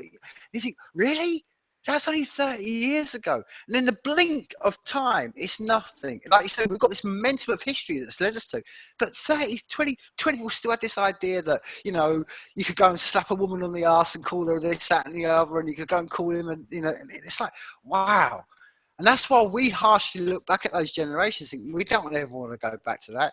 But equally, I mean, this is what I love about these conversations. Like you said, Lee, this is all out and it's in the public domain, and it's going to be left there and we can go back. But man, people need to be doing this, because I really think, like I'm saying, this is the point. We're in this cocoon moment, and the one people that are in this cocoon are the kids. And when you realize that the millennial generation, these new lot are going to come through, they're going to see the world completely different way. And that's what gives me a lot of great of optimism. But as much as that optimism is in hand, again, this is one of the things that I think it's all basis what we're saying tonight. Each and every person has got to make a conscious decision not to do it. It'd be quite easy for me and you, Lee, tonight, just go, oh, well, we've had our conversation. Tell you what we do. We'll go back home. We'll sit back and we'll forget it all. And I know neither of us do that, but that's the option that most people have. They go, I'll leave. That's what I was trying to say earlier. I'll leave it to somebody else. I'll leave it to somebody else. Somebody else to fix it. Somebody else. No. And that is the real one. And that's why, to me, it's got to be shouted out loud and clear to people. And I don't think there's any excuse. Anybody that comes to me and says, oh, well, no, I don't really agree with that. I'm like, well, then you are the problem, my friend. You are the problem. And that's what I think it's boiling down to. We've got to, say to people, look, you've got, like I said before, this doesn't cost money, doesn't cost anything other than just looking in yourself. And if you're not prepared to do that, then to me, you are the problem. And that is something that, like you said, nature itself. Nature has parasitical beings and it has other beings. And you think, okay, well, maybe there's a whole set of human beings that just enjoy being parasites. And I've got no time for them at all, because, like you said, we've all got the ability to change, and those who don't, to me, that's why I battle in my own head a lot of times about how do we treat people that have no intention other than just basically just being like the caterpillar. All they want to do is just eat, just consume, destroy, and even the worst bit is it's not even they're not aware of it. They're aware of it and they continue doing it, and they're quite happy doing it, and they're quite proud of doing it. But what do we do about those people? I mean, that's the question I wrestle with on a daily basis. What do we do with those people who have got no intention to ever think or have this conversation like me and you do, Lee? I don't know. I mean, that's an age-old question I've spent years. Can we address that after a 5-minute break? Yeah, go ahead, man. Interlude. Play like a track interlude or something. I just gotta go use the restroom. I'll be back in 5 minutes. No worries, man. We'll put a music track interlude on. All right, sounds good.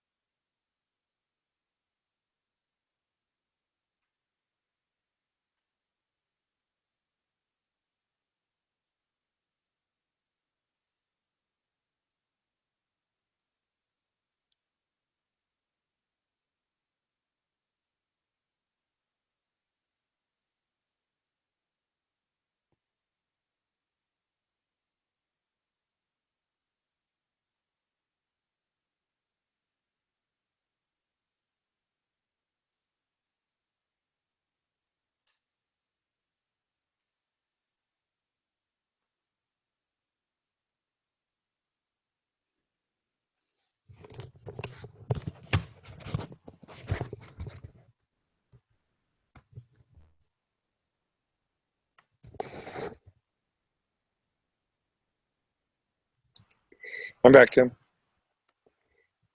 Oh, how you doing, man? Cool. So, got what? Yeah. So, you're saying it's how do we? I don't know. That's what I'm saying. My question is how do we deal with those people, man? What is the How do we deal with solution? all the plagues of the world? Well, that's a good question. And one we probably, up till now, don't have an answer for. We have hopes in the blockchain technology. We have hopes in creating network systems and things like N99. I'd like to know a little bit more about N99, what's going on with it. But to answer your question, um, I think we just got to continue doing what we're doing, connecting, evolving, healing ourselves, ignoring uh, those that would wreck our lives, and even avoid it in some respects, and until it becomes unavoidable. Try to minimize that. That's part of it. But it's also, you can't run away from it. Like you said, we've got to heal our society within it.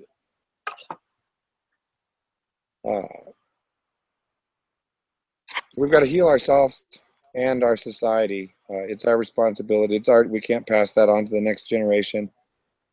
The next generation is going to have a whole set of different difficulties. They're going to have their own time to deal with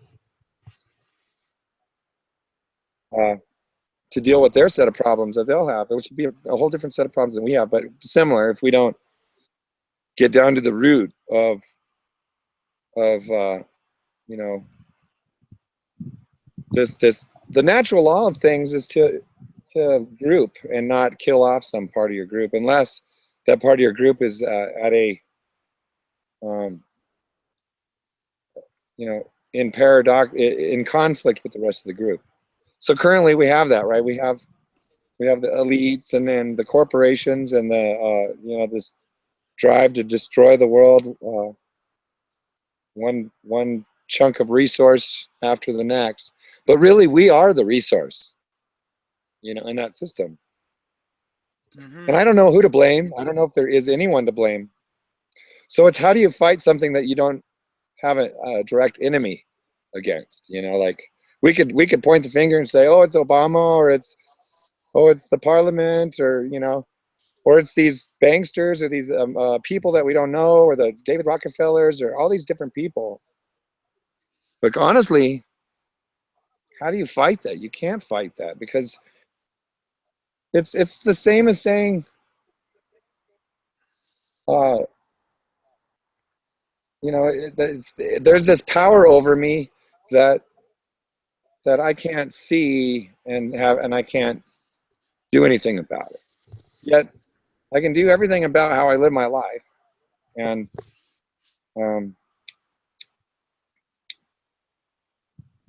that's, I think, what we need to do to heal the world. We need to live our lives the best we can. We need to move forward with our ideas and be creative, and that's how we connect ourselves to the earth and to nature itself. Our only connection to the earth is through our creativity. It's through our discovery and our observation of our natural surroundings, and then using our ability to uniquely observe it and express it, our expression of it. And that's the only time that we're actually doing something for the children of the world, of the future. If we're not creating, if we're just going through the humdrum motions of going to work and saying that we don't have enough time because we got kids, well, in contrary to that argument, we don't have time to do any of that. We don't have time to go to work, and we don't have time to try to raise our kids in respect to how we've raised them, and so on and so forth. And if you know what I mean by that, it's the program that we're instilling from that time. And I mean, we all make mistakes, so we've got to get past that. However we screwed up, or whatever programs we ran that messed up our own lives or others around us, what we really need to just focus on is that being exploratory, and existing in that wonder of discovery. And it only exists when you're being creative. It doesn't exist in place. Yeah, And that. which completely. Oh, go ahead. No, I was going to say, Lee, that's completely, and I mean, it's sort of like again, the duality of it. I mean, you're absolutely right, and it's been my drive all my life is about the creativity, and this, I mean, that's why I say that these are the greatest days right now we're living in, because I've had you know what I mean? So like N99, for example, that's not something that sort of popped into my head 2 years ago. I've had this idea for years and years and years, but now we're just edging towards the technology. And I think this relates to the whole thing, and that's what I try to say to everybody else. I mean, I've got no programming skills. I've always said this. I'm just a man who just has got an idea and I push it. And this is, I think, that the element of maybe what our conversations about tonight. And I think it's really good to sort of have these conversations, and because it's essential that they are had. Is that it's I think the one that's absolutely essential in all of us human beings is to go from the realm of just talking to doing.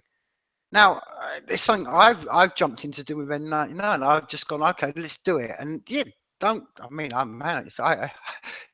You asked me earlier on, you know, where I'm with N99. Yeah, well, every new moment is a new moment. Do you know what I mean? I haven't. There's not some, you know, I can put a roadmap out and I can aim to where I'm going to go, but every step along the way is just a new step into something unknown. And this is what I'm trying to break down to this. I think I'm sure you concur with me completely. Is that I don't know, maybe particularly around creative people, there's always a lot of talking. There's always people going, oh, I want to do this and do that, and then who's doing anything? Now that's what I've always respected about what you're doing with WikiBeing, and I put them on a real high level of my pinnacle respect. Anyone who's actually doing something. Now, hey, one of the things about when you do anything, whether you're doing with WikiBeing and you are that, or you do with Lobby Voice, or I'm doing with N99, hey, you are like you were just saying, we're stepping into the unknown. We've got that stick and we're going into the dark and we're like prodding away in the dark. But hey, do you know what? I would rather do that in my life, and for all the mistakes I'll make, but at least I'm going to go in. I'm pushing in that direction, and I think that's the ability, the crucial thing that we have to realize, especially of us who are creative, is that we can't just sit around and go, I know what I'm going to do. I'm going to play my guitar, or I'm going to I'm going to do some artwork. I'm going to do what it is, but I'm just going to keep it very insular, and I'm not going to do anything. And no, you've got to. It's a 2-1. You've got to put your head above the parapet, start talking to people, go out and speak to people. And the other one as well is don't be afraid. And this is what I kind of break my thing down to before. Love always conquers fear. And there is nothing to fear, man. There is nothing to fear. I mean, the worst you're going to make, like within 99, I'll give you a perfect example. I mean, you said to me 2 years ago that I'll be sitting here having, you know, after a crowdfund on this sort of, you know, talk about decentralized you could have gone, what? That's nothing to do with you. You're just a quiet artist who plays guitar, dude. No, that's not you. And I would have probably been really fearful of it. And I remember when I sort of explored doing this, people, oh man, I mean, sure, you've had the same. Oh man, the voice of fear will, God, it shouts the loudest, and you'll get it from everyone. Go, oh, they tell you everything that's going to go wrong, and they give you every reason why this isn't going to happen, and don't do that, and don't do this, and you're going to. Fear is nothing, and do you know what it is? Well, it is nothing. It goes back to the very thing we've been discussing all day. The only thing to be fearful in real life is death, and I'm not even afraid of death, because it's just like you said, it's another step along the line. But if you can get over fear, and you can overcome that, and you can basically just by doing something, then that's how you progress. And this is one of the things I think is really crucial, that is a real wake up to people, that it's all right having this mindset, like you said. I mean, man, I've I mean, I'm events appearing real. Dude, yeah, I mean, I speak from someone who spent 20 years of my life going around the world and stuff like that. And man, I honestly feel like this. Sometimes I've been in rooms with people and I spent maybe a day with them, and I think I can't get that time back. But it's almost like, and I don't mean it's in any detrimental way, but it's almost like the hippie attitude. It's like we're all sitting around and we're all talking a good game, and it's like, hey man, and then okay, what are you doing? No, we come back tomorrow and we're talking more, and we talk some more, and it's like, well, is anything going to get done? And that's, to me, is where, man, trust me, man. When you talk about the traits of humanity, the trait of humanity above all is we're lazy. We're lazy. We look for everything not to do. But it's if you don't do things, then nothing's going to get achieved. And I'm sure you can say the same to me. And that's what I try to say to everybody else. It's like, you don't need to be anything that, like, because people will judge you and they go, well, you're not this, you're not that, you're not a computer programmer. So how are you going to build a platform for you? I've got. Hey, who are you telling me what I cannot do? It's really about learn. It's about exactly about playing. And if we're not playing, then we're not being creative and we're not exploring. Because that's so this is it, man. This is what love is. Love is this in a nutshell. It's play. It's exploring. It's discovery. And that's if programming, even if you don't know how to do it, if doing it is playful, if it's something that you like to do, it's discovery, you're happy about doing it. That's what love is. That's okay. So we're addicts, man. Every one of us, human beings, are addicts. We're perpetual addicts. We're addicted to chemicals. All these outside, first of all, the outside chemicals, alcohol, drugs, anything and everything you could possibly imagine.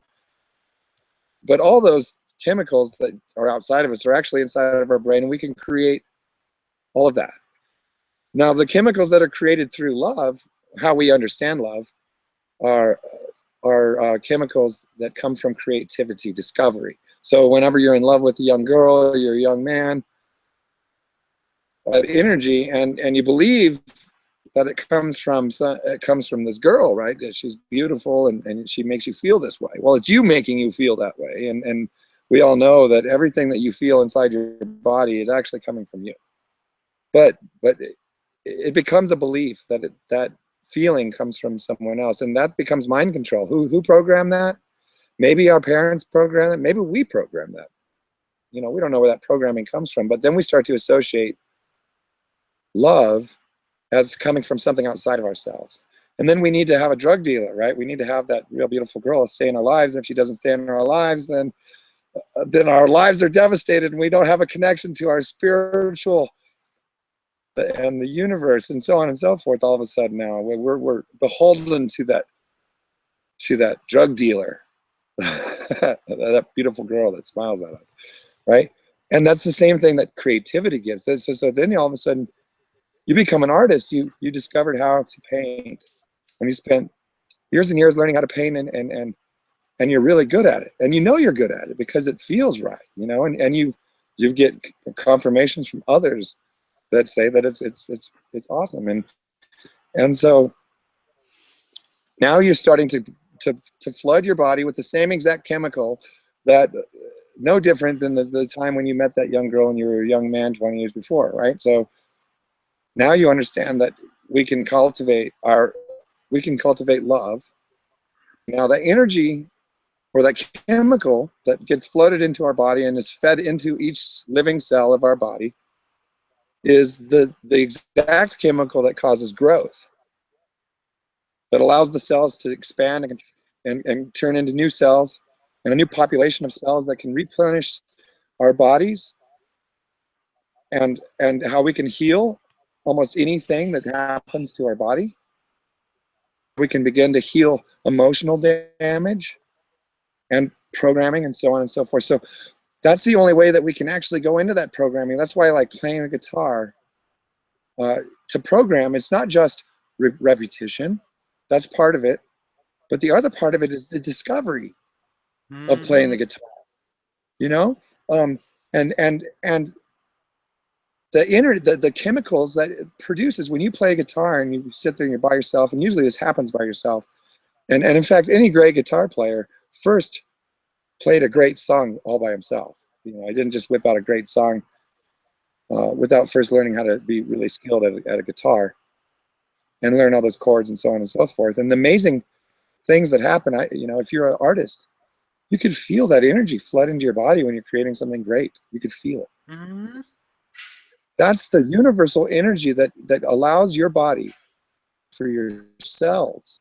It's the energy, it's the coin of the realm, so to speak, inside your body that allows your body to grow and to expand, and for you to supersede the beliefs of age. In fact, if you can cultivate the feeling of the chemical peptide of love inside your body every second of your consciousness, and you can remain consciousness all the time.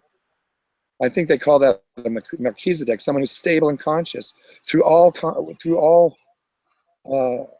reality. That's someone that can remain and walk that way and become stable and conscious. That you will never die. That quite literally, that your body can replace every single cell, and every single cell will grow to its healthiest state. And the very reason that we're dying from birth is because we're programming ourselves away peptide and becoming addicted to all the other chemicals that prevent growth, quite simply. And when you prevent growth inside your body, that's how cancers start in. That's how all the body turns against it. And so cultivate that, and we can quite simply start to cut through all the crap in our society, in our world, when we start to understand the very basic principles. And eventually people who commit crimes, we'll look into their mind, and we'll understand why they committed those crimes, what programming was there, and what programming society was actually responsible for. Society is not always responsible for everything that happens in everyone's mind, but it could be contributed to, and maybe the environments that we're creating for our people. For instance, the schools that we force our kids to go to, and prevent them from being connected to the source, which is creativity. School should be nothing but play. The Imaginarium, it should be the wild cards infinite Imaginarium all the time in school for kids. It should be an infinite play of discovery and creativity and connection to source, so the cells in their bodies are allowed to grow. We're inundating our children with chemical peptides that are through stress. I have to fit in, I have to learn all this stuff, and so that's the terrible disservice that's happening to our youth, to our children. We're not just simply creating an environment for them to grow in. And how we do that is allow them to discover and be creative in that discovery, and whatever it is that they want to explore, because as little humans, the little men and women that eventually will be the rulers of our world, the ones that. And so exactly, dude. Go ahead. No, I was going to say exactly, and that's been the drive behind, to me, A99. That's been my drive from day one, because to me, it's creativity as we isn't valued, and it's not only is it needed, it's essential, it's valued, and because as for all the reasons you just given completely. And I always say this on a base bottom line of everything else. Every human being that's focusing their energy into discovering that creativity, pulling it out of them, exploring whatever it may be, music, art, whatever it may, all the time that any human being's doing that, they've got no desire to pick up a piece of metal and go and kill a human being. And that, to me, is the bottom line of what it is. But equally, and this is what I'm trying to say, I can't believe that I'm still in 2016. And this is one of the things that's what I'm trying to say, ties back into about, these are an element of the people I'm talking about.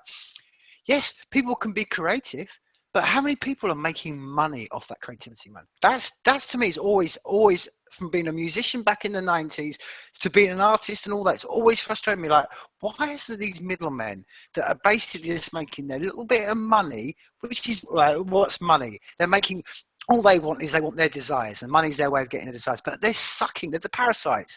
And it should never be that way around, because the great thing about creativity, and this is one of the things that why I think it's essential, and it's been, like I said, my drive behind N99 is that this world, we all, and I don't know how you feel about this, but I think as human beings on ourselves, we're intrinsically drawn towards the beautiful, the higher searches that creativity goes towards. It goes towards the higher things. Not, it doesn't base that. Even when artists are talking about death and destruction, they're still trying to drag you out there. They're not trying to say this is a great thing. You might go and listen to a Slayer track, and it's not telling you to go and kill human beings. It's saying this is what the sickness of our world is, and they're reflecting it. The point I'm making is, with this, like with N99, I've always driven behind N99. It's just like, wouldn't it just be great? Like I mean, I'm saying I would love to have been a kid and just having somewhere I can go, oh, I can go up there, put something up there, and I can give my stuff out to the world, and people are going to reward. You know, just tell me if I'm doing it right or not. And it's not about money. It's not about having wealth and the flashy cars and that. Because as you know, man, the people who are creative, they don't. I mean, I have no desire for the millions of dollars and the Bugatti and all that. That's, to me, that would be the worst nightmare I could ever live in. But all I want to do, and this is what my drive behind N99, and I that's why I call out to people to come, you know, make this happen, because I think it's just essential. I think we just need to give people the opportunity where they know they can create in a way where nobody's going to come between them and their creativity, and then they can have a way of doing it. Because I always break this down to, Lee, and again, maybe I put it down to real human levels about, you know, my life and what I've seen. I've known too many people in my life, and it is too many close friends of mine who have been the most talented musician. I mean, man, I count myself as a musician. I know people who have been far more talented than I have, far more, you know, creative than I've, and they're dead now, man. Suicide, because they were doing what they did, and it was like, I love what I'm doing. This is what I'm cultivating, but I'm not getting any. This isn't paying my bills. And then bang, they got a knock on the door from a tax man, and they got a knock on the door from the rent, and da da da da. And the next step is you're in like, oh, they found him hanging in the woods under a tree, and that to me is, I just don't want that anymore. And I just think we can overcome so much if we just allow creativity to become an ideal that's sought for, rather than just oh, it's a side issue. And it's like you said, I mean, you talk about kids in schools, man. I mean, not only do I agree that they should be, like you say, the infinite imaginarium what Wildcard talks about. I think the heart of all education, from day one when we bring up our kids, because all, as you know, man, if you've ever seen a little baby, they're creative. Kids are creative. We knock it out of them. So it's not hard. All I'm trying to say, all the platforms like N99 are doing is saying, we're just not going to knock it out of you. We're going to say, we're going to encourage that, because it's what I said before. It's that part of humanity, and I don't want to box them into saying they're all bankers, and it's not, because it's not bankers. You know, this is the thing. It's easy to make bogeymen. The problem is, it's your next door neighbour. They're the problems. It's anybody you know around you who's putting a barrier between somebody doing what they want to do, and that is the problem. And you know what I mean? That's why I think that all these great new technologies are coming, where we can just go, I don't need to have answer to my parents. I don't need to answer to this person. I can just go out there and be creative, and hopefully explore that inside them, because it is. That's why I was trying to say, we're in that cocoon moment, and if we can. Just, I don't know, maybe it's just me. Maybe I just spend my time in a very kind of optimistic mindset, but I see it as black and white. The world where we could have creativity, where that was allowed and it was seen as a higher goal compared to the world now, to me, is black and white. Black and white. And I don't think it's going to take a great deal. We just need to, as we hold this discussion about, it's just getting rid of every single barrier that's put between human beings, and that's whatever it is. And then 99 is just one little area. There's other ones, Wiki Being. There's so many other platforms that they're all just chipping away at the barriers. And to me, that's why I'm like, I'll spend my time talking about it and flying the flag and doing the rest of it, because we can have these conversations. I mean, dude, we've been talking for nearly 2.5 hours, and we can get into deep. But when it breaks down to the person you're going to bump into the street next door to you, and you've got to say to them, okay, how, they say to you, oh, but okay, it's great talking about like that, but how can I practically get on? And that's where think that the great movement of our generation, and it's only a few of us do, and this is the point. Look at us, we're a ragtag bunch of people, man. Do you know what I mean? Do you know what I mean? We haven't got millions in the bank, we haven't got the funding of the corporations and nothing like that. But as I always say, the universe has got our backs. And do you know why I know that? And I say that with absolute confidence, is because the universe is love. And that is just true. The universe is a loving thing. Do you know what I mean? And that's, if you go with that, and the things, the people that act against that, and all the things we talked about tonight, and how it can bubble up, and like you say, where it bubbles up in the subconscious, and that they're against the general flow of the universe. And but you find that in nature. Like I said before, you find parasites in nature, you find these things in nature. So it's not a case of like, let's go and destroy all the parasites. No, we've got to learn to live with the parasites, and hopefully just get rid of them one by one. And these are the steps: N99, wiki being, minds, countless others, the infinite imaginarium. All these things are just ways of just getting us as a species away from this vibration of fear and hate, and move this into a vibration of love and creativity. And I think that's, it may never happen in my lifetime. I think it will do, and that's why I'm really optimistic, because it's, to me, that's why I say to people, hey, they look at things and think, oh, nothing's ever going to change. But hey, man, I can only say to myself, like I say, 2 years ago in '99 was just an idea in my head, and I've just pushed away, and bang, done a crowd sale. And that's the next step, and that's the next step, and that's the next, and that's really inspiring. And the point I'm trying to say to people is not because I'm any great person. No, I'm just a human being. But the point being is, anybody puts their will and they manifest their intent into actual actions, they can achieve anything. And that's like what we were saying before. But, it's all right when saying good people say people.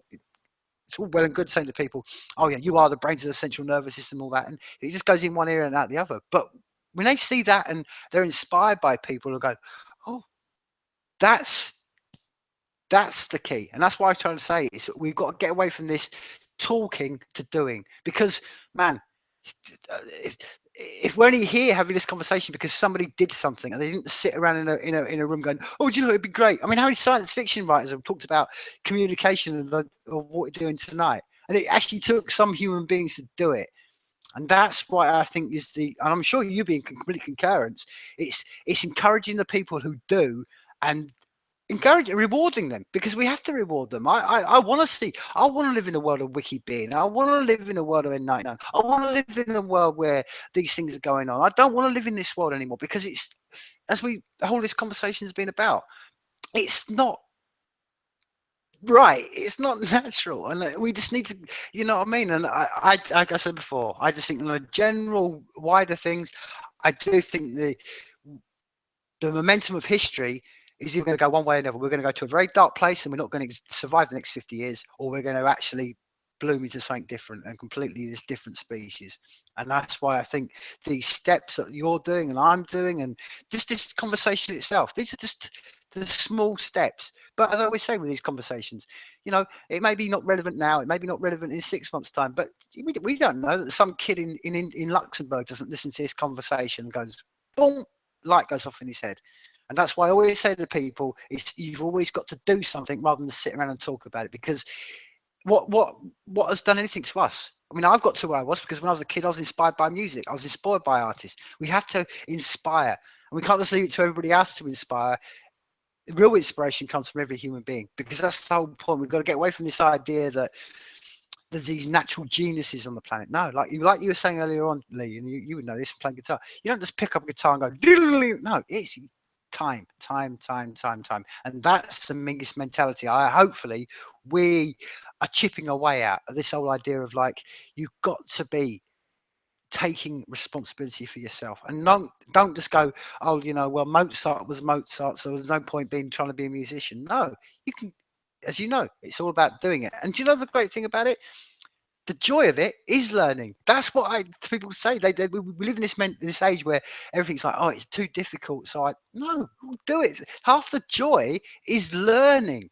That's the joy to me, and that's why I think, like I said before, that's why the whole drive behind N99 is just to make that process not only enjoyable but rewarding for people, so they can actually see it's like a positive feedback coming to them saying, do you know what, you're going to get look, don't worry, you're fine, you're fine, you're fine, you're fine. Positive, like you're saying, back to the child. If you scowl at that little baby and you're always giving it, you know, nasty faces, what do you expect it to be? If you encourage it and you say, oh wow, and you encourage it, that's what happened. And that's what we all are. Sorry, that's a very long-winded way around the same, but I just think it's the element of creativity that we have to focus on. And I think it's really inspiring, and I do, and I think it's what's been really inspiring to me, Lee, has been the fact of, you know, I put a crowd sale out there and people in the world came around and supported it. So I think, wow, this is it. You know, that's, to me, is really inspiring, because you think this isn't just one or two people. Whereas 20 years ago, I had this conversation, oh yeah, you dreamer. But now it's not a dream. And that's what really, to me, is really inspiring. And I think that's what I was trying to, I'm bringing back the whole conversation that we started. It's like, I'm telling everyone on a daily basis, get yourself into Minds. Forget Facebook, forget Snapchat, forget Instagram. Get yourself to surround yourself by a community of people who are pushing in that direction, and not going to sit there and put up images of like last night's dinner, or, you know, oh look, here's my barbecue, and look, you know, no, don't need that stuff. And that's why I try to bring the whole conversation around again. That's why I try to encourage everybody to go to Minds, because it's the whole thing. If you're walking amongst the shit, you're going to still smell a shit. And that's, if you go on Facebook, are you surprised you're going to come up with your mind being this negative frame of mind? You know, go and elevate yourself and mix yourself with great people, because that's what I love about Minds. It's just great minds on it. There really are. And I just feel lucky that honoured to be a part of it, because I think there's some truly inspiring. I mean, there's people on Minds that inspire me on a daily basis. Now, they don't know it. How would they? But that's what I love about it, and that's what I'm trying to do, the element of what it is. Every human being can inspire everybody else. That's great. That's a great speech. Sorry, man. Well, I'll tell you what, Lee. We've been going for 2.5 hours, man, and I need to eat anyway, because it's been a long one. But it's been great having a conversation with you. I'm gonna finish this in a couple of minutes. And I'm gonna play out with a track called Stones by the Seeing Demons. And I've been posting it on Minds, and it's a band I really been particularly, but I think it's really relevant to what we're talking about, because it is that whole idea that, like, you know, if you don't check yourself, you'll be dragged down like stones. Now, just before we do go, Lee, I mean, what's your how things, you know, I mean, we spoke briefly about WikiBeing, we've sort of touched upon a lot of areas. Is there anything particularly that, you know, you're looking for at the moment? Any particular areas you want, you know, anyone can come along and help support you, or, you know, make you any projects that you really want to highlight? Yeah, I mean, on both of those ideas, what they really need is they need to be a kind of idea, I guess, where others are involved, you know, and the involvement that others, I guess, would just be to their level of interest. Because WikiBeing isn't something that I want to create that I'll have ultimate control over. I just life, you know. But I feel like I've had this idea sort of in my being, because I want to create art, you know, and do my thing. That's sort of outside. It's a sort of a nagging thing for me, and I can work on it when I have time. Most of the time that I'm not actually working on a job. I'm actually just farming or growing food, you know. So there's a lot of just, and so for me, WikiBeing is playing. When I get into doing computer stuff, but WikiBeing, what it needs is it needs some interest. It needs a GitHub account. It needs a forum. It needs all the things in which I may have time for in a few months. And that's sort of where I'm at with it. Being able to create it right now, it's like this thing that what I really wanted to say is that just hanging out with you and getting to know you is awesome, and getting and I think that other people that can experience this conversation have enough patience to hang out for 2.5 hours with us and listen to this, or just witnessing the network, the connection, the friendship. Mm-hmm. That's what's cultivating all these ideas, wiki being for me is, it's an old idea, but I've been able to express that idea now with minds, which I've never been able to do. So I never knew really what to do with it. I mean, I researched it and tried to figure out. I'm not a programmer. I am getting more knowledgeable about computers and learning how to get basic computing going for me. Like I grew up in a Windows environment, learning computers that way, and so now I'm teaching myself Linux. I've got a really sweet Linux Mint 17.3 OS system on a open source computer. So it's I'm getting there. It's taking time. The wiki being is just this. This is what wiki being is sharing ourselves, sharing our experiences. But it needs to have more ideas, people that are knowledgeable. Like, if I could create the dream team, I suppose, for wiki being, I would include some people that understand how the mind works, like Bruce Lipton and Joe Marsala, if they would, if it were attractive enough for them to, put their 2 cents in on it. People minds that have evolved, level, teachers, mentors, people that understand what it means to play and experience our lives in love, in that energy of love and that energy of creativity. Because love, for some reason, it doesn't really have it separates what it really is. When you say love, connotation that love comes from outside of yourself. And what we know now through brain science, the science of how the brain works, that love doesn't come from outside of you. It comes from inside of you. It comes from the hypothalamus. And it comes from your conscious connection to your creating emotion. So you have a conscious thought. You consciously perceive. Then the neural network, the neurocortex works in and starts to predict all kinds of different things. And based on those predictions, creates emotional responses, which then kicks in the hypothalamus and creates all these other emotions or energies or chemicals that are not love. And so that's how we, and even if we're just doing something for the rest of the world, if we're creating wiki being, if it's work, if it's like I'm just slaving away and it's sort of a demise to me as a human being, it won't be a good thing anyway. Nothing will be. Or if I go about it like I just need to make some money. That's the other thing about wiki being is it's, nobody's paying me to do it. And if I were to put a system like that together, I wouldn't necessarily need to be the next richest man in the world. I wouldn't need to do that. In fact,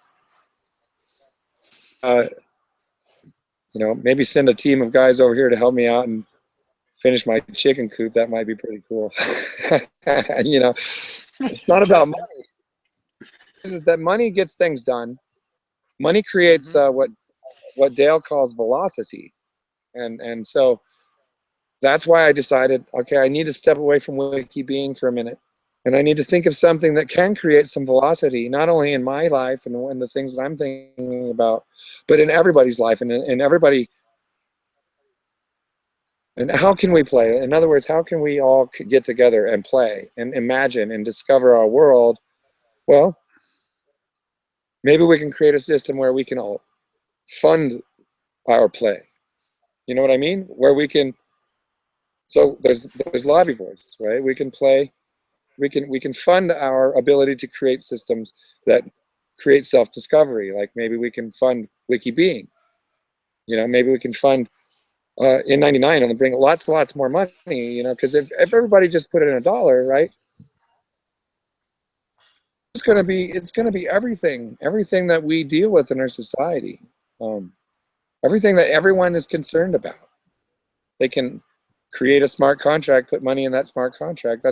And to me, that's more feasible right now. I can almost wrap my head around creating a system like Lobby Voice where I can create a smart contract on top of the SEC network, the safe network.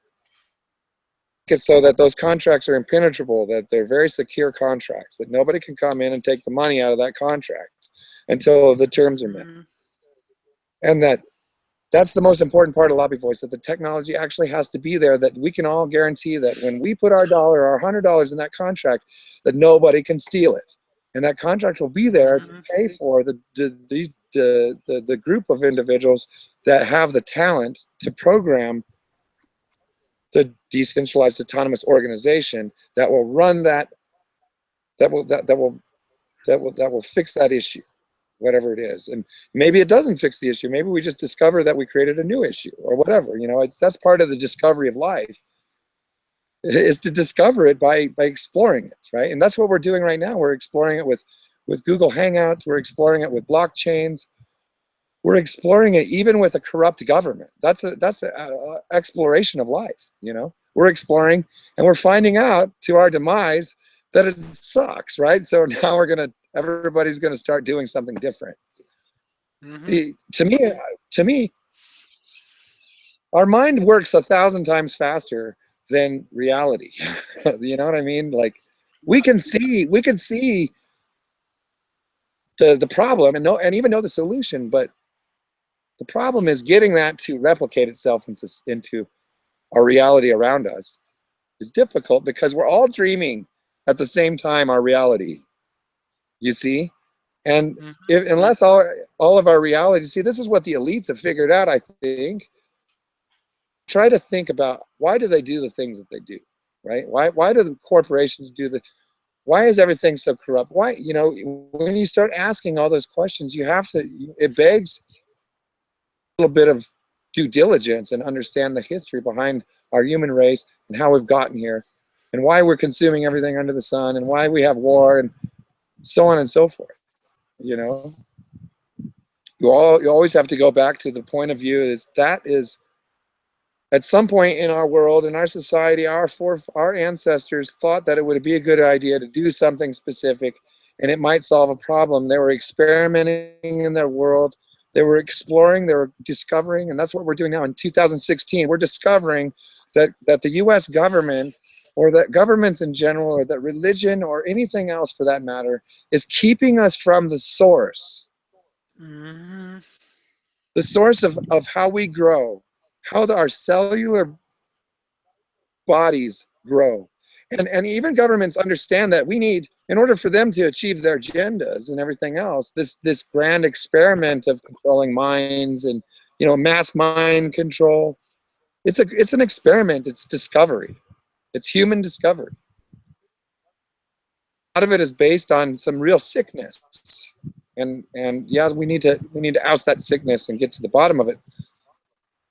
But what it really boils down to is, if we're not being connected to that growth, that ability to grow, and then we're not playing, we're not discovering in a way that's healthy for. See, the discovery in 2016, all humans are discovering that sustain or grow into the future with the current methods that we've been, and now everybody's got a method, right? Everybody's got a different method of how to fix the problem. And if they were the only ones in the world, I guarantee you they would fix the problem. Yep. But they're not. They have to share it with 7 billion other people that got an opinion on how to fix the problem. And the elites, I think, when they say, or the people, you know, the argument, oh, the world's overpopulated. Well, it's true, it's overpopulated in respect to the fact that we got too many opinions trying to fix the problem. If we all just stopped trying to fix the problem, then we could have billions of people live on the earth and it would be fine. The fact that we're all trying to solve some problem that actually doesn't exist anywhere but inside our heads. It's the only place it exists. Then we can go back to building things like WikiBeing and Lobby Voice and so on and so forth. I got to have no problems in my life. I've got to be able to play. When Lobby Voices play, and when there's others that want to play, then it'll become a reality. Do you know what I mean? Yep. And so part of it is talking, and part of it is spending endless hours of getting to know each other and aligning our visions because that's what any plan to create any reality ultimately comes to that. You have an idea, you have a bunch of people that get together and talk about it. They draft up some sort of plan.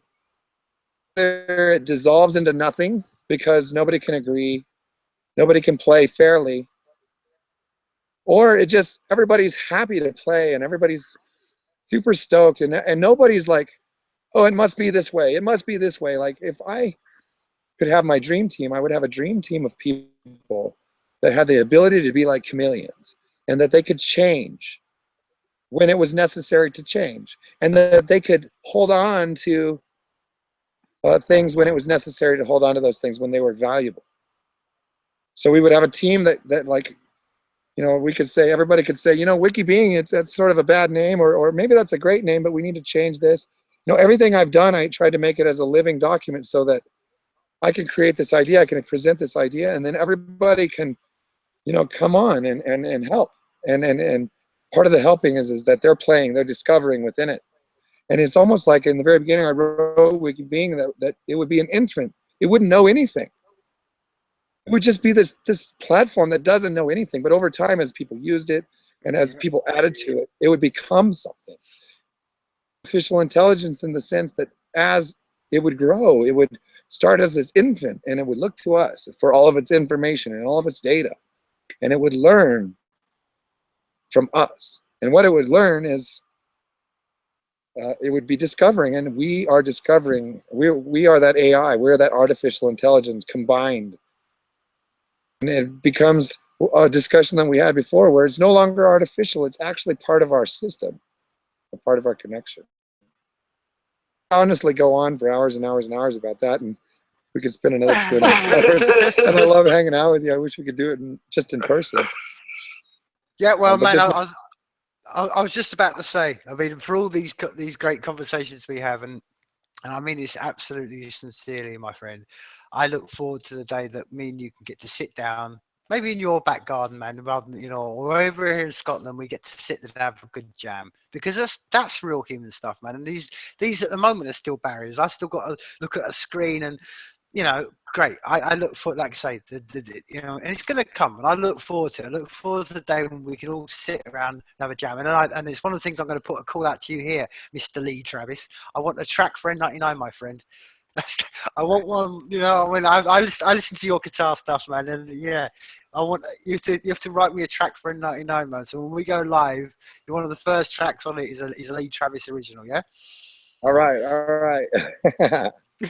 Perfect. I'll do that. Well, like I say, man, I've got to shoot because, you know, time is coming up on me. I'm going to finish tonight with Messina Davis, but Lee, it's been, as always, an insightful. And I love talking to you, man. We should do this more often. We really should. We should, because like I said, I could speak for hours and hours and hours and hours and hours and hours and hours and hours and hours. So we you know, let's make this a regular thing. I think because, you know, the more these conversations that happen, the better it is going to be. So. Man, thanks for giving me your time. And I know we missed out on Friday, but that was you seem to have more important things going on anyway. No, dude, that's what I'm saying. When you wrote back to me and said what you said, I was like, no, that's far more important than having a Google Hangout with me, man. But like I say, love, peace and love, man. Yeah, peace and love, man, as always. And like I said, I'm going to finish with this is the new, literally just released this weekend, and it's Stones by Ceiling Demons, and you can find it on SoundCloud and stuff like that. And they're a band that have been a great inspiration for me, and I'd tell everyone to go out there and listen to much of this. And it really sort of plays in with the conversation.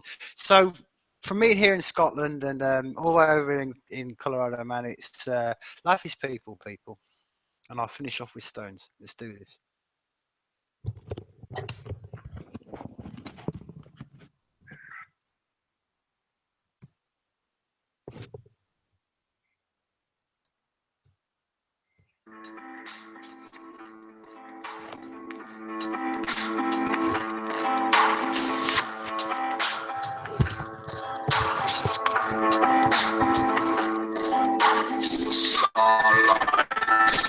To the heights of night, the rhythms move in the skies, but nothing is hidden, it's all in position. Another transition, and in the beginning, swimming in empathy, sleeping on ceilings, zoned into signs. I'll be walking the lines between the planets and fires in orbital light.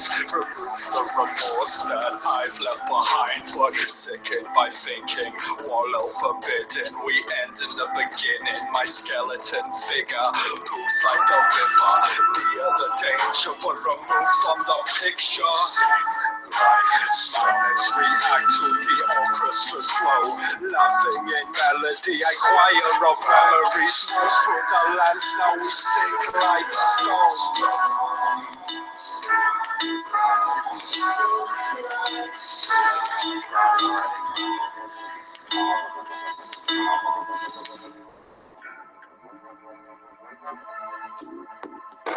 We sink like stone.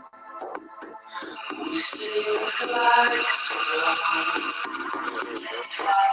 We sink like stone. We sink like stone.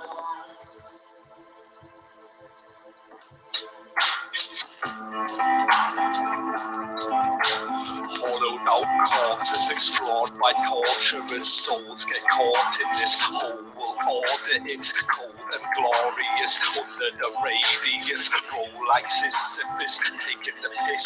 Poor pictures trigger happy fingers, slip off the tongue, twist and whisper, smoke and mirrors. Red light scriptures found by litter pickers. Pride and honor translates like horror. Stories graphic, debaucherous squalor. Swallow the poisonous, water the seeds, and see the trees. Grieve in the breeze. Tomorrow could see another deceased. Like stones. We sink like stones. We sink. Starlight heighten the heights of nighttime. Rush with the rhythms, moving the skies, but nothing is hidden. It's all in position. Another transition, and in the beginning.